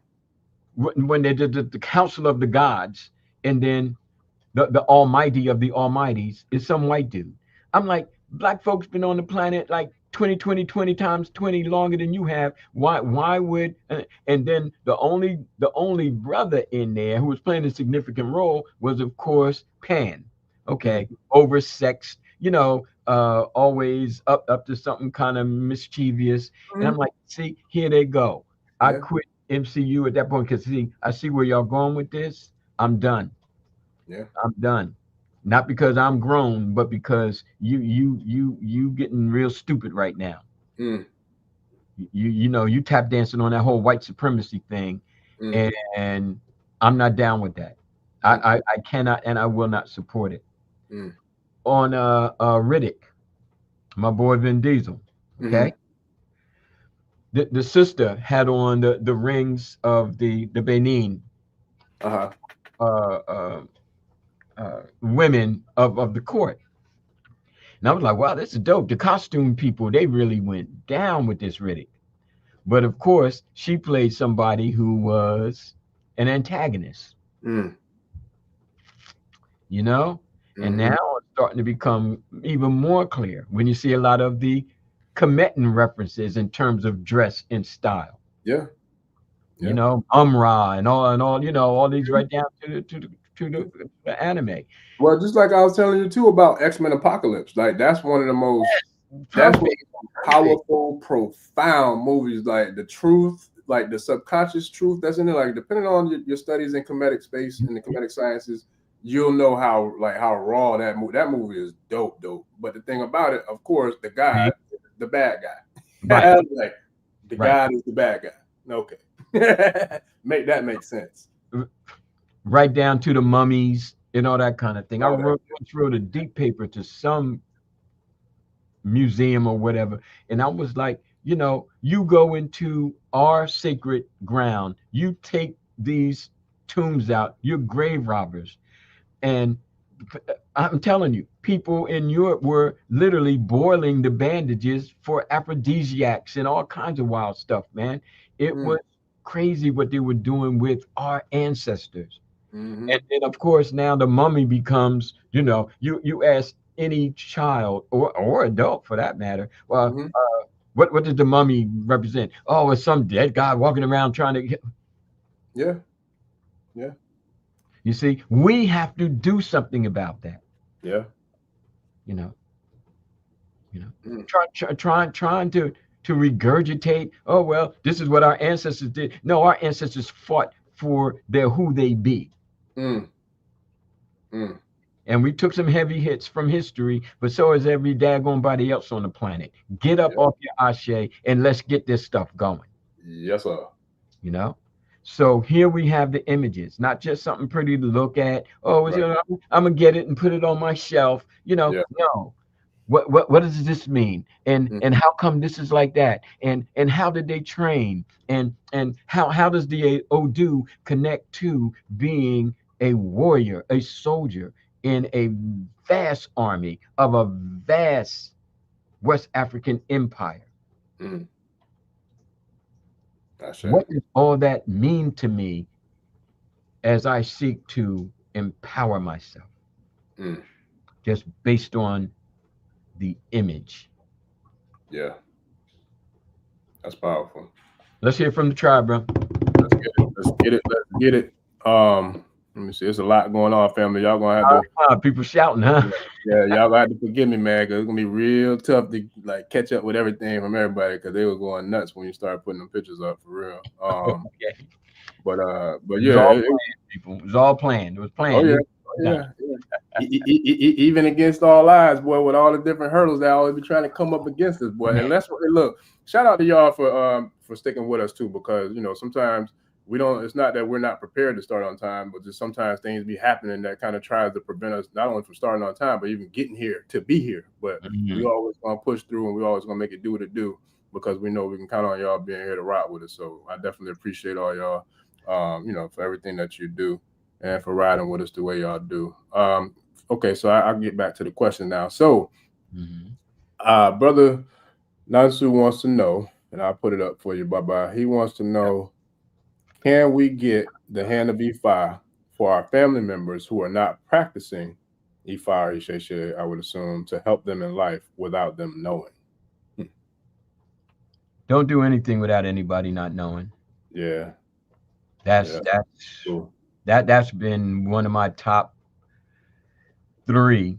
Yeah. You know, Even divination. kind of rules if you dare, but like call them guidance, because once you start doing things and people don't know, Yeah. then you start doing things that people don't know. Yeah. You know, and I would say find another way. Find another way. I don't even divine for people without them knowing. You know, it's not that kind of party. You know, so you have to find a way. You know? I would say start with offering your help, you know, offering your assistance. Yeah. That's what I do for family. Like, I let them know, hey, you know, I can help you in certain ways with certain things, you know, but it's only if you want me to, you know, like, but I won't go and do anything without, you know. Was just on you. Yeah. Now, depending on where you are in faith, you know, you can come up with something else. Like I wear these, and people are like, oh, you a Babalawo? How come you don't wear any day? I'm like how many years I got to wear any day? You know, you know, do I have to show it? I am what I am. You know, the people who wear days is crooked as a day. You know, like people who wear a crucifix, a cross. You know what I mean? So Oh, yeah. after a while, you got to internalize things. Yeah. Now, if you really want to do something for those family members and you have your shrines, okay, you can, you know, offer up Iwure. You can pray for them.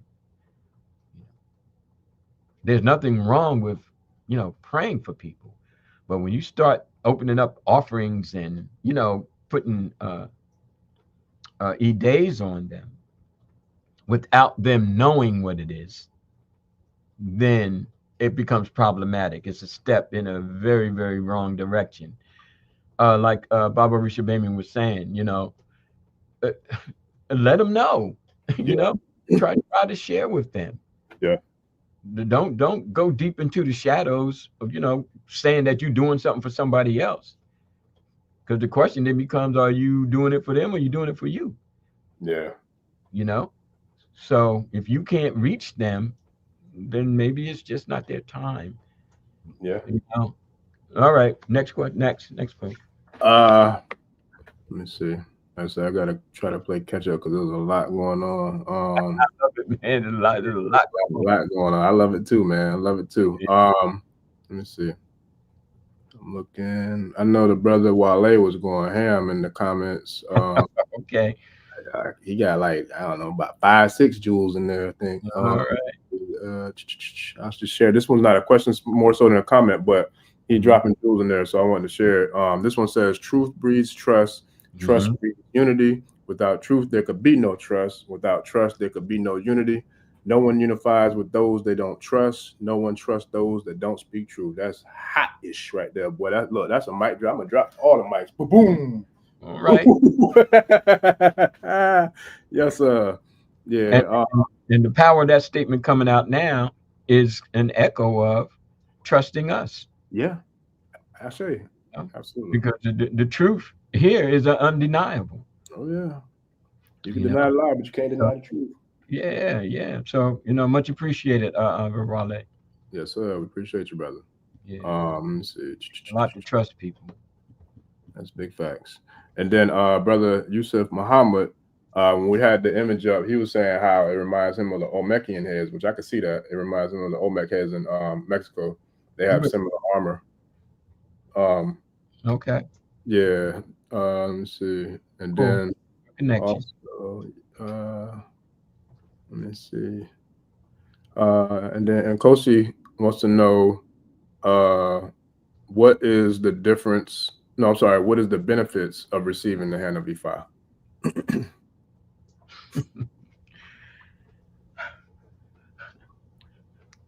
I'm just going to be live and direct with you, brother. You know, what is the benefit of receiving anything?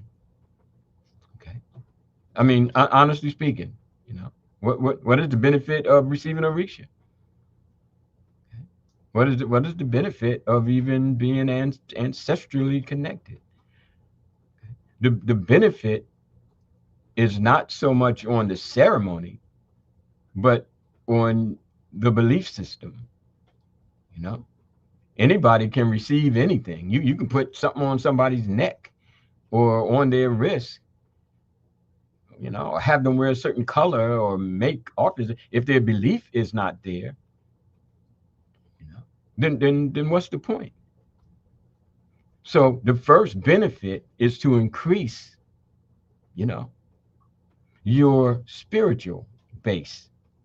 To bring an understanding that there's a lineage to this. Okay? When people were sick, when people were going into Itefa, into Ifa, when mothers had sick babies, this ornament was bestowed. And what was bestowed with the ornament was the belief that Orumila, represented by this hand of Ifa, is going to be a part of the salvation, is going to be a part of the healing. The same way people say, well, what's the benefit of wearing a crucifix? You know, it's the belief that goes behind it, within it. Okay.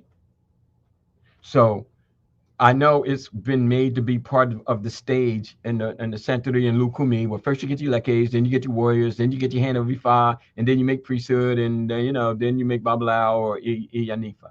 Okay, so it's part of the stair step. But what I found missing in those stair steps was knowledge, and hence lack of understanding, and just do it, and be, made into something which you have no knowledge of, no understanding of, and I dare say no real belief in. So if you were to ask me what the benefits are, I would say it could be everything, because that mother with the sixth child, because of her belief in the continuation of this spiritualization, is bringing forth from her. The community and their belief system is bringing forth from it. The priestly are bringing forth their ashe from it. And we watch for the results of that. Okay. So the benefit is to heal, the benefit is to uplift. But if you don't have knowledge, understanding, and wisdom, it's just something that you're wearing. You put it on for fashion, or a power statement. Okay. Hopefully that answers your question. Okay. And don't mean to sound too direct, but Look, it's the way I and be. folks, you know what it is, man. He been here long enough. He know Yeah. how, so he know how you get down. I That's gotta, just how I you gotta get down. try For to sure. talk to people like they're not children. You know what I mean? It's like, Yeah, yeah, come on, yo. All yeah. right. Come on. Uh, I'm rolling now. Just like, come on, not bring. I don't see no more. I don't see no more questions. Okay, so we're good. Yeah. Well, for now, how much longer? Well, nah, don't even let me ask that question. I already know. I You already fall for know. it every time. Yeah. I already know what it is. Listen, but I'll be but here till but the morning, man. listen. Yes. But Queen and Kosi, man, what y'all think about the founding father of the Panther Party, man? That interview was litty, lighting up the city, litty. I think I'm gonna share some of it. I can't share the whole thing on Front Street Family because I think they'll know why. He went like in, and I know there's certain things that YouTube they don't really take kind of sharing deep truths, and that's why we have to have like the private community so we can share on a deeper level in regards to the real truth. But it was powerful though. And then for the Elekes though, on the matter of fact, not even the Elekes, Baba. Can you Mhm. touch? This is from me. Can you touch a little bit as to like how this whole thing called color therapy works? Can you kind of just tap into that just a tad for the people, for the tribe? Um, uh, each and every type of sensory perception, okay, again, to include intuition and to include what we call synesthesia. Hmm. Synesthesia is when one sense takes over for the other. Like Yes. blind people can hear better. You understand? All right. You know, people who lose their hearing, other senses get heightened. All right. Yes. People under altered states, okay, perceive differently. Their senses, it's like, man, when I take this, my hearing just gets, man, it's like I can hear grass growing, man. It's deep. You know what I mean? So there are certain compounds out there, as we all know, that have an impact on sensory perception. Mm, Now, what we don't generally take into our inner being is mm, that our thoughts have an impact on it as mm, well. mm. We can become thoughtless and not feel something. Damn, I didn't, man, I wasn't thinking. You know what I mean? My mind wasn't on it. Yeah. Okay. So then we start to take into account that even colors have an impact. Okay. And they do. Now, how conscious we are of it or not, how much control of it than not. Like I watch some movies and I watch the color background that the director may have in certain scenes.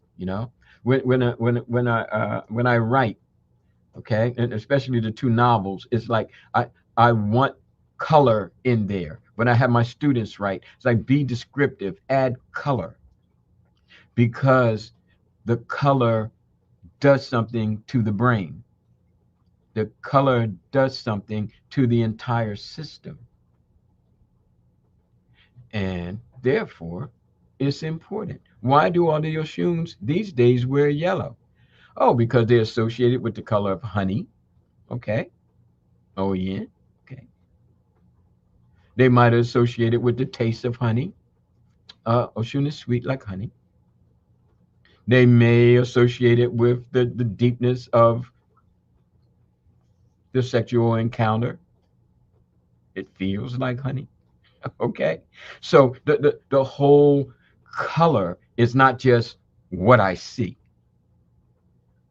it reverberates into what I think about it and how I've come to accept what that color symbolically represents.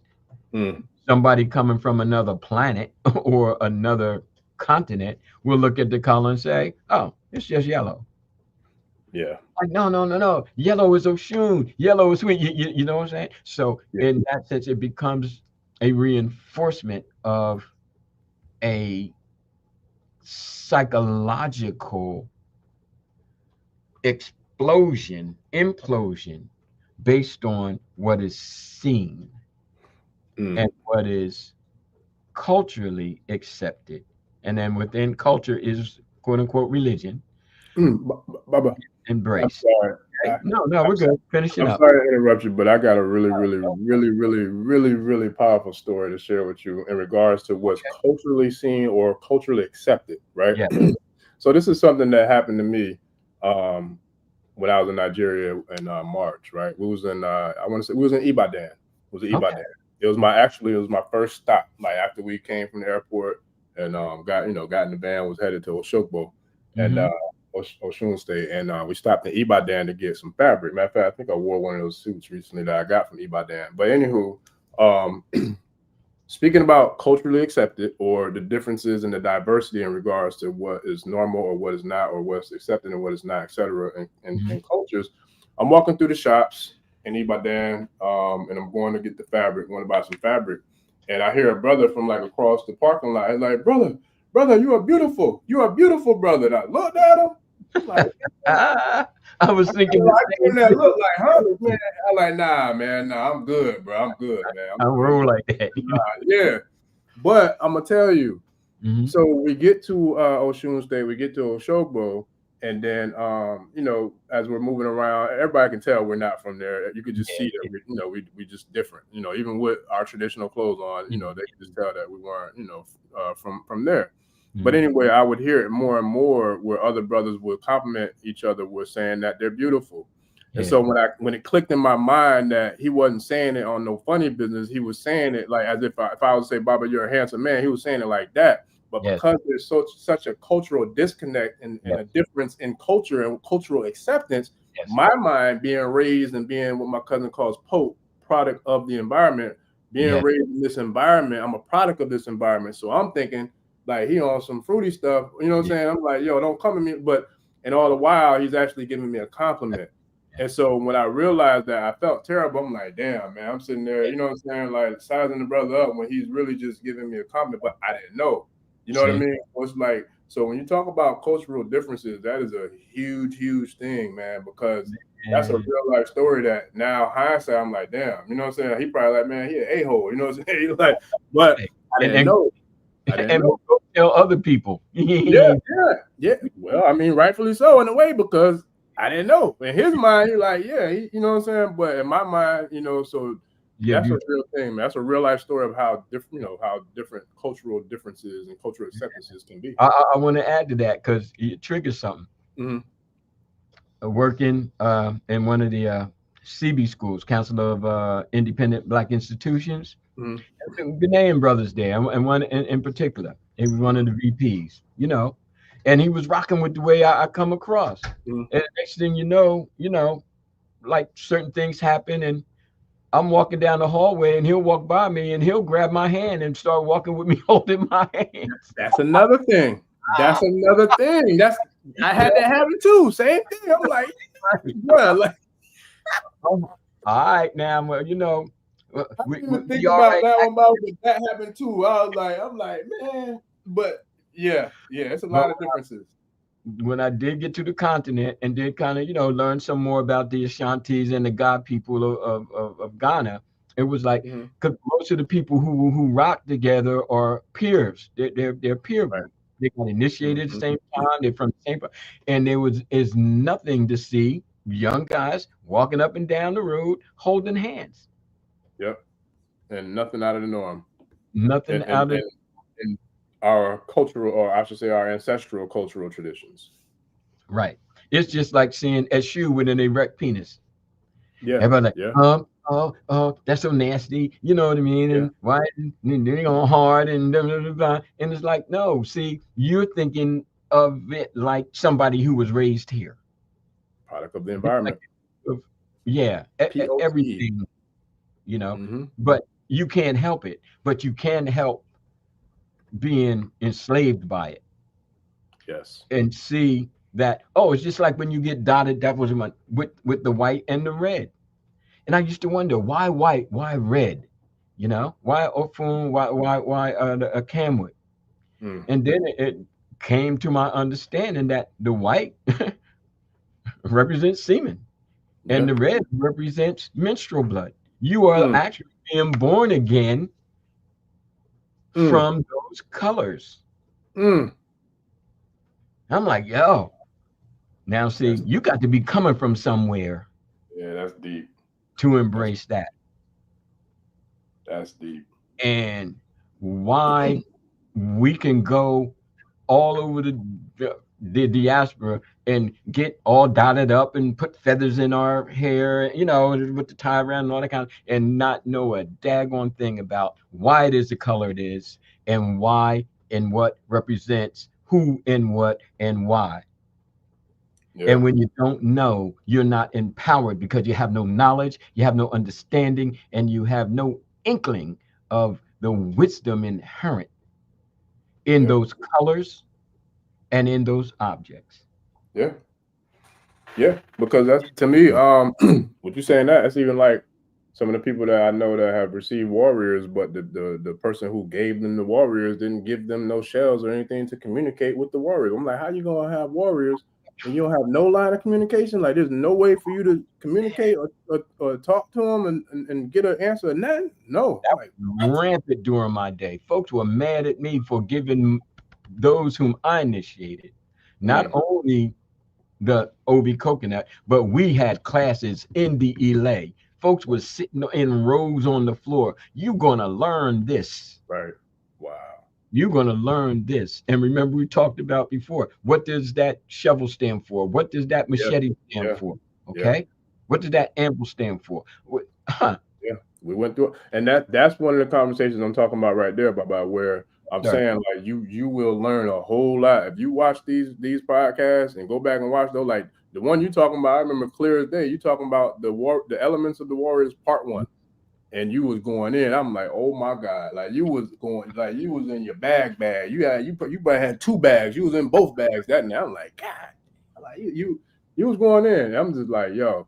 And it was amazing because I'm sitting there in awe, like it was amazing performance because these are all things I feel like should be required knowledge and information for every person who's in the tradition. Yeah. But we don't know it because most of us are getting elekes, getting pots, getting initiated, getting hand to B5. We're getting all these things, but we don't know the true core fundamental value of them and the whole entire meaning and purpose of them. Yes, And if sir. you don't have that, that really takes away a lot of the actual power or the actualization or Take it. crystallization Yes. of the power that is being held within these sacred items. Yes. So it's really, really, really, really important that we know these things so we know how to actually work with the tools that we've been given. And how is something sacred and you don't know nothing about it? That's back to that kind of Eurocentric question is sacred. Just worship it. Don't worry about it. Somebody else is going to tell you how to get to heaven. Somebody else is going to tell you what to do. You just sit there, Yeah. and give your praises to something that you don't even know what you praising. Yeah. The brother asked about the ascension paper, which kind of ties in. And I was going to get to that too, because I wanted to ask him. I wanted to ask you out loud. You know what I mean, like to make sure that I gave you the question for him. But yeah, he wanted to know about the ascension papers from Imoye. Oh yeah, yeah. Mhm. Come on now. You Yeah. know, I woke up one morning and said, if you're going to teach, you need to know what to teach and how to teach, and what's the best strategy to get the desired result. Mm, Okay, come mm, on, grown folk. mm, The Baba Larisha, mm. Baba Lao. What you bringing? Yeah. Repetition of something that somebody else keep telling you what to do, or this how it go. My people are not dying from hunger nor thirst. They're Mm, dying for lack of wisdom. And you can't have wisdom if you don't have knowledge and understanding. mm, Okay? So develop a structure that is sorely missing, and especially amongst we. Okay? I'm like, well, this makes sense. Well, when you get your elecades, you need to know A, B, C, D, E. When you get your Ajagun, your warriors, you need to know A, B, C, D, E. mm. At every step. My people, oh, you think it's time to get your warriors? Okay, tell me something about this. Tell me something about this. Tell me something about this. Because see, Mm. you just ain't gonna roll up here and get. I love that, man. I'm telling you, I love that because Mm-hmm. that's how I feel like that's what I try to do with children. When I work with children or do anything with children, or even some adults for that matter, but definitely children. Is like Best I teach. can I can buy you a PS5, but you're gonna actually have to earn that PS5. You know what I Okay. mean? So now this went from me buying you something that costs $500 or however much it costs to us now collaborating on a joint venture for Yes. us to acquire this PS5. You know what I Yeah. mean? So I'm teaching real life lessons and I'm also doing my best to teach business lessons simultaneously because one thing you got to know as a child or any young person, nobody ain't gonna give you nothing. And if they do, you better have your eyebrow raised because they want something back in return. It's called reciprocity. You know what I Right. mean? Especially for the females. So it's like that's one of the things I feel like we have to be able to put in to whatever it is that, what I'm saying, we want in order to get out whatever it is that we want. So for someone to be able to just get a divination and the priest or priestess, you know, delivers the message and delivers the information to them, and then they do go ahead and get the warriors or etc. Mm-hmm. Most times there's nothing else going with that, and in some ways, in some houses, they're not even giving you the tools to work with that. So the fact that you're putting in a prerequisite that I need you to know this before you're able to get this, I feel like it makes not only more. I feel like for the person, it should make them be more, grateful for achieving whatever it was to get it. But also, I feel like it makes them know that they're more prepared to Yeah. work with what they're receiving. And I give you another perfect example, real quick, is Ojise. Like I'm telling you, I did the best that I could to prepare to go into the room, at least to the best of what I knew to do in my ability. But when you told me about OGC and I read that book, I lost my mind. I was like, yo, I thought I was prepared, and I was to the best of my ability. But when I read that, I'm like, I wonder how much more different stuff is going to go down. You know what I'm saying? From what I already am prepared for now, Right. because I wanted to prepare myself to be, the best possibly prepared that I could going into that, that transformation. So that way I knew I'd be even more prepared to start working with whatever I received during that transformation. I think that's something that I love how you do what you do with the people that you teach, and it's powerful. All right. Many Yes, thanks.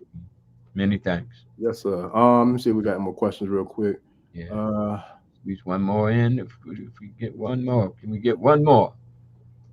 we got a lot of comments. They're going crazy in the comments. It's funny, funny. And I think that might be it. Yeah, we can share one comment. Let me see. Brother Wale, he going in. He been going in the whole time. Right. Let's see. This one, attention to anything is giving it power. Try giving your children more attention and see how powerful they become. Where attention goes, energy flows. That's big facts. Yeah. Big facts. Absolutely. Absolutely big facts. Oh, and then and Kosi and Queen was responding about the Baba Mukasa Dada interview, powerful interview. But they were saying that they gave a response saying that he's the cornerstone to the revolution. Uh, Truly, which he Truly. really is. Like, and I'm gonna share. I got to share some of it because it's just too much powerful information and history that he shared in regards to his role in the creation of the Panther Party, the Black Panther Party. And then Queen said that he needs a book, and he does. I don't know if he has one or not, but I'm gonna ask him. And then let's see.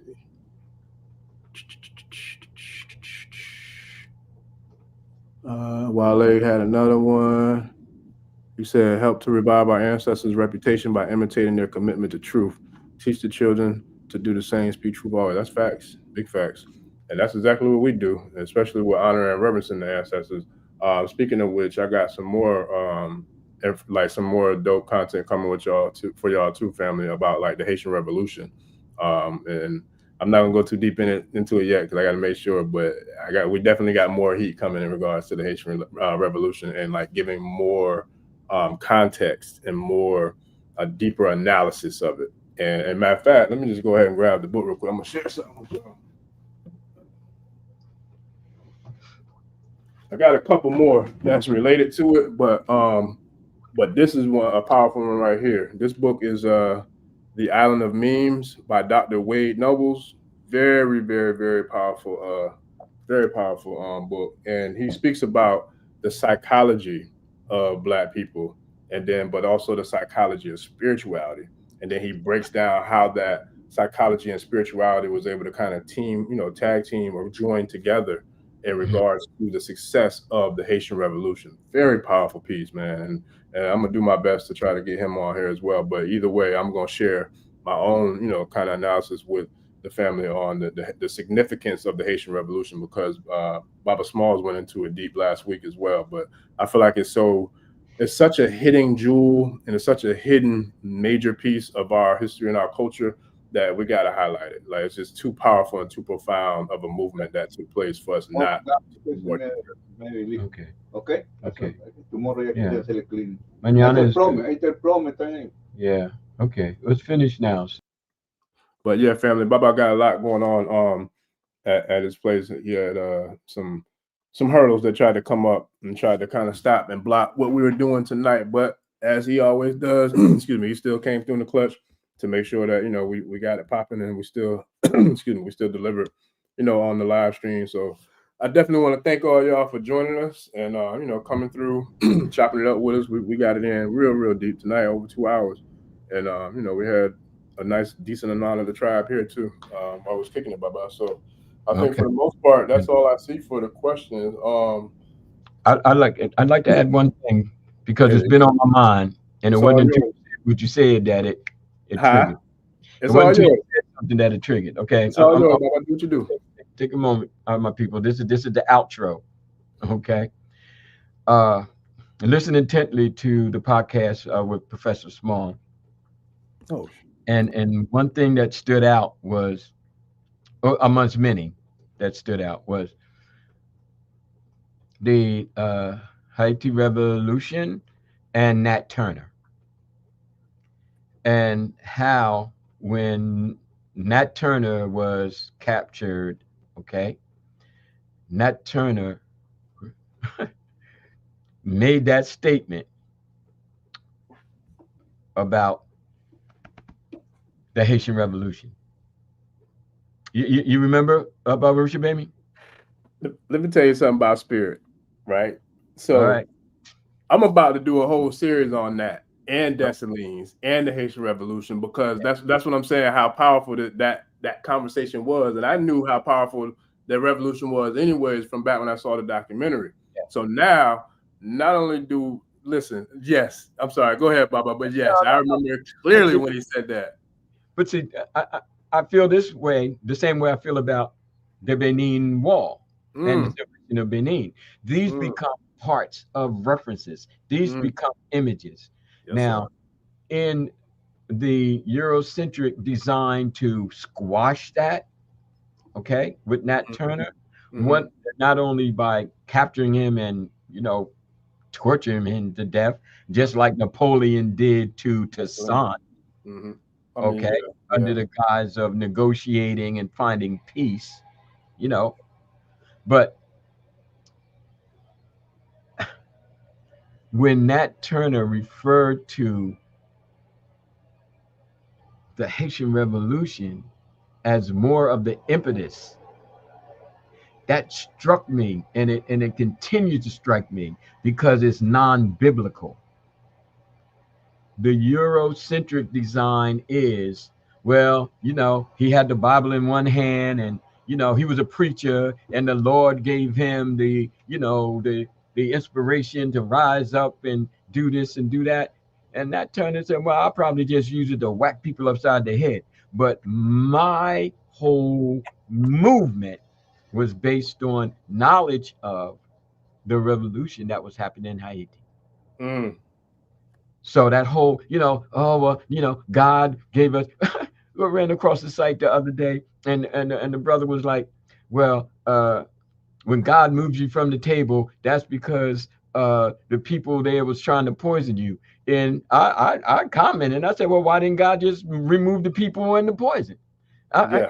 Why is it that God is always put into this biblical, you know, illusion, Yeah. and delusion. Character assassination. Yeah, when something bad happens, it's not God, but when something happens, it's God. And if you can save it, it's God. So God was behind Harriet Tubman. God was behind, but where Yeah. was God when they was being enslaved? Where was God? That kind of thing.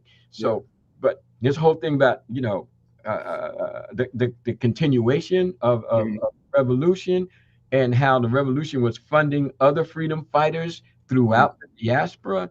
Mm. We don't learn about that. These Mm. images are unknown. I've had students from Haiti, 17, 18 years old, who had never heard of Toussaint Louverture. Mm. Mm.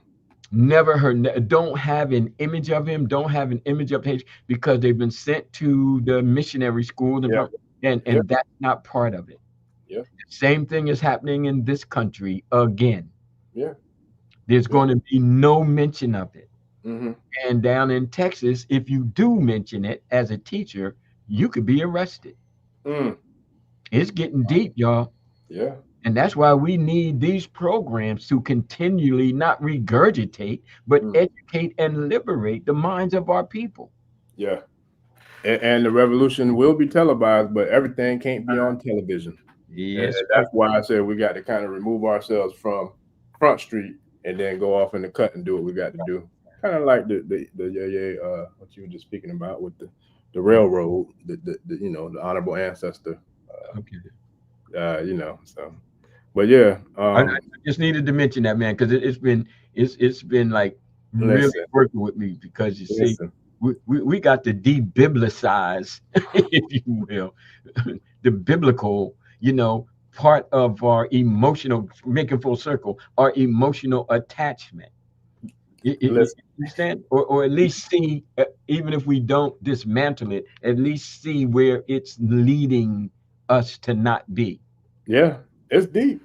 It's deep. Listen, It's I was real. just reading. I, Hmm. I just started reading the Confessions of Nat Turner. Literally, I Okay. just started reading it, and that's why I'm saying like how deep this goes with the timing and Yeah. everything. You know what I'm saying? And it's like it's powerful. And real quick too, shout out to Professor Baina Bello.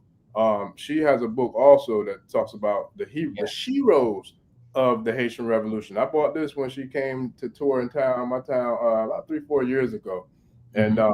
as a matter of fact, she has a play that's going on this weekend. So if it's any of the family or the tribe that's in Miami, if you can check out the play off of this book, based off of this book, The Sheroes of the Haitian Revolution by the Honorable Professor Baina Bello, who is like one of the foremost authorities on all things of Haiti and the Haitian Revolution.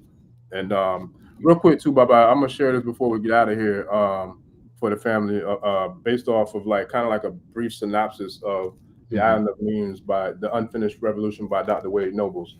So his excerpt on the back of the book says, through the lens of Black psychology, this book is a radical blending of African-centered historiography with an innovative analysis of the role of consciousness formation and identity fragmentation as the unfinished revolution. This work provides a new intellectual discourse in the understanding of human psychology, cultural studies, traditional African spirituality, political science, and race relations. The Island of Memes makes clear that the remembering and re experiencing of an African meaning of consciousness is essential to the liberation of the African mind and the development, empowerment, and revitalization of the African people worldwide.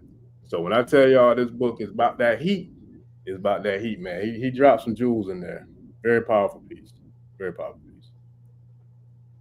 But yeah, man. Baba, did you have anything for the people? I play this for, you know. Okay. Yeah, that's what's up. And we have more to come. We got the classes coming up and a lot more podcasts. Yeah. You know. Shout out to Baba Yasir. I got some good feedback from that. We just put that up today. That's the one the elder I was saying about. That's the master Kemetic yogi. He does yoga, Kemetic yoga. Another powerful brother, man. So his episode just went up today on the channel, and we got good feedback from that too. So shout out to Baba Yazir for the Kemetic yoga. But yeah, I definitely appreciate everybody who tuned in with us, family. We definitely went hard as we always strive to do. Baba, always got to give homage and thanks, for you taking the time to do what you do, man, and show up and be dangerous. And I appreciate it. Tribe definitely appreciates it. And we here now.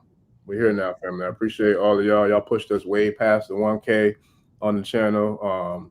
Amazing love, man. I can't give enough thanks and gratitude for how much love is being supported. Even people checking other people on the comments, man. I got people, messaging like they checking the trolls now. You know what I'm saying? Some days I wake up and choose violence, man. I wake up getting at them trolls some days because I'm like, I got time today, but some days I don't have time or don't feel like dealing with them. And I done seen some of the tribe getting busy on them. So I'm like, man, y'all dope. I appreciate y'all, man, for real. Y'all a real tribe. I appreciate y'all, family. Yes, sir. Let me see. While they got another one, let me see. The easiest and quickest method to have everything you want is simply to want everything you have. The easiest method to get what you want is to simply want what you got. Yeah, that's real humility. That's a lesson in humility right there. Yes. Real talk. Yes, sir. Big facts. But yeah, man, it's been real again, family. We got a lot more coming, a whole lot. We're definitely going to be in the community this weekend, and then Baba, we're going to probably try to do another live soon too, right? Sure. Okay. So yeah, we're going to make it do what it do, family. I appreciate y'all. Thank y'all for tuning in with us. Thank y'all for rocking with us. Appreciate y'all. And yeah, we got a lot more coming, so we're definitely going to keep the Ashe flowing in these Ashe streets. So with that, Baba, I give thanks again, Modupwe, to you, the tribe, the great God in heaven, Olodumare, y'all powerful mighty ancestors, all the Orisha, the Orumile, Ifa, Yigungun, Eggbes across the globe. We give thanks. Shout out to the LA family who showed love this morning on Instagram for their Elay, saying that they've been, rocking with the channel as well. So we give thanks, everybody. I appreciate y'all, family. And this has been another live stream episode of the African Spirituality Experience. I'm your host, Orisha Bami. We appreciate you all, family. We'll see y'all on the next episode, and we are out. Peace. Odabo. Ẹni tó gbàgbé ilé ṣàpò ìyàgbọ́ tẹ́ntẹ́ ní takisa ní tàtàn ò bá padà sílé anítìjàkọ ẹja lọ pé eégún mo ṣe nígbẹ́rẹ́ ìpàkọ́. Forsake not your ancestors, embrace your. Yeah, man.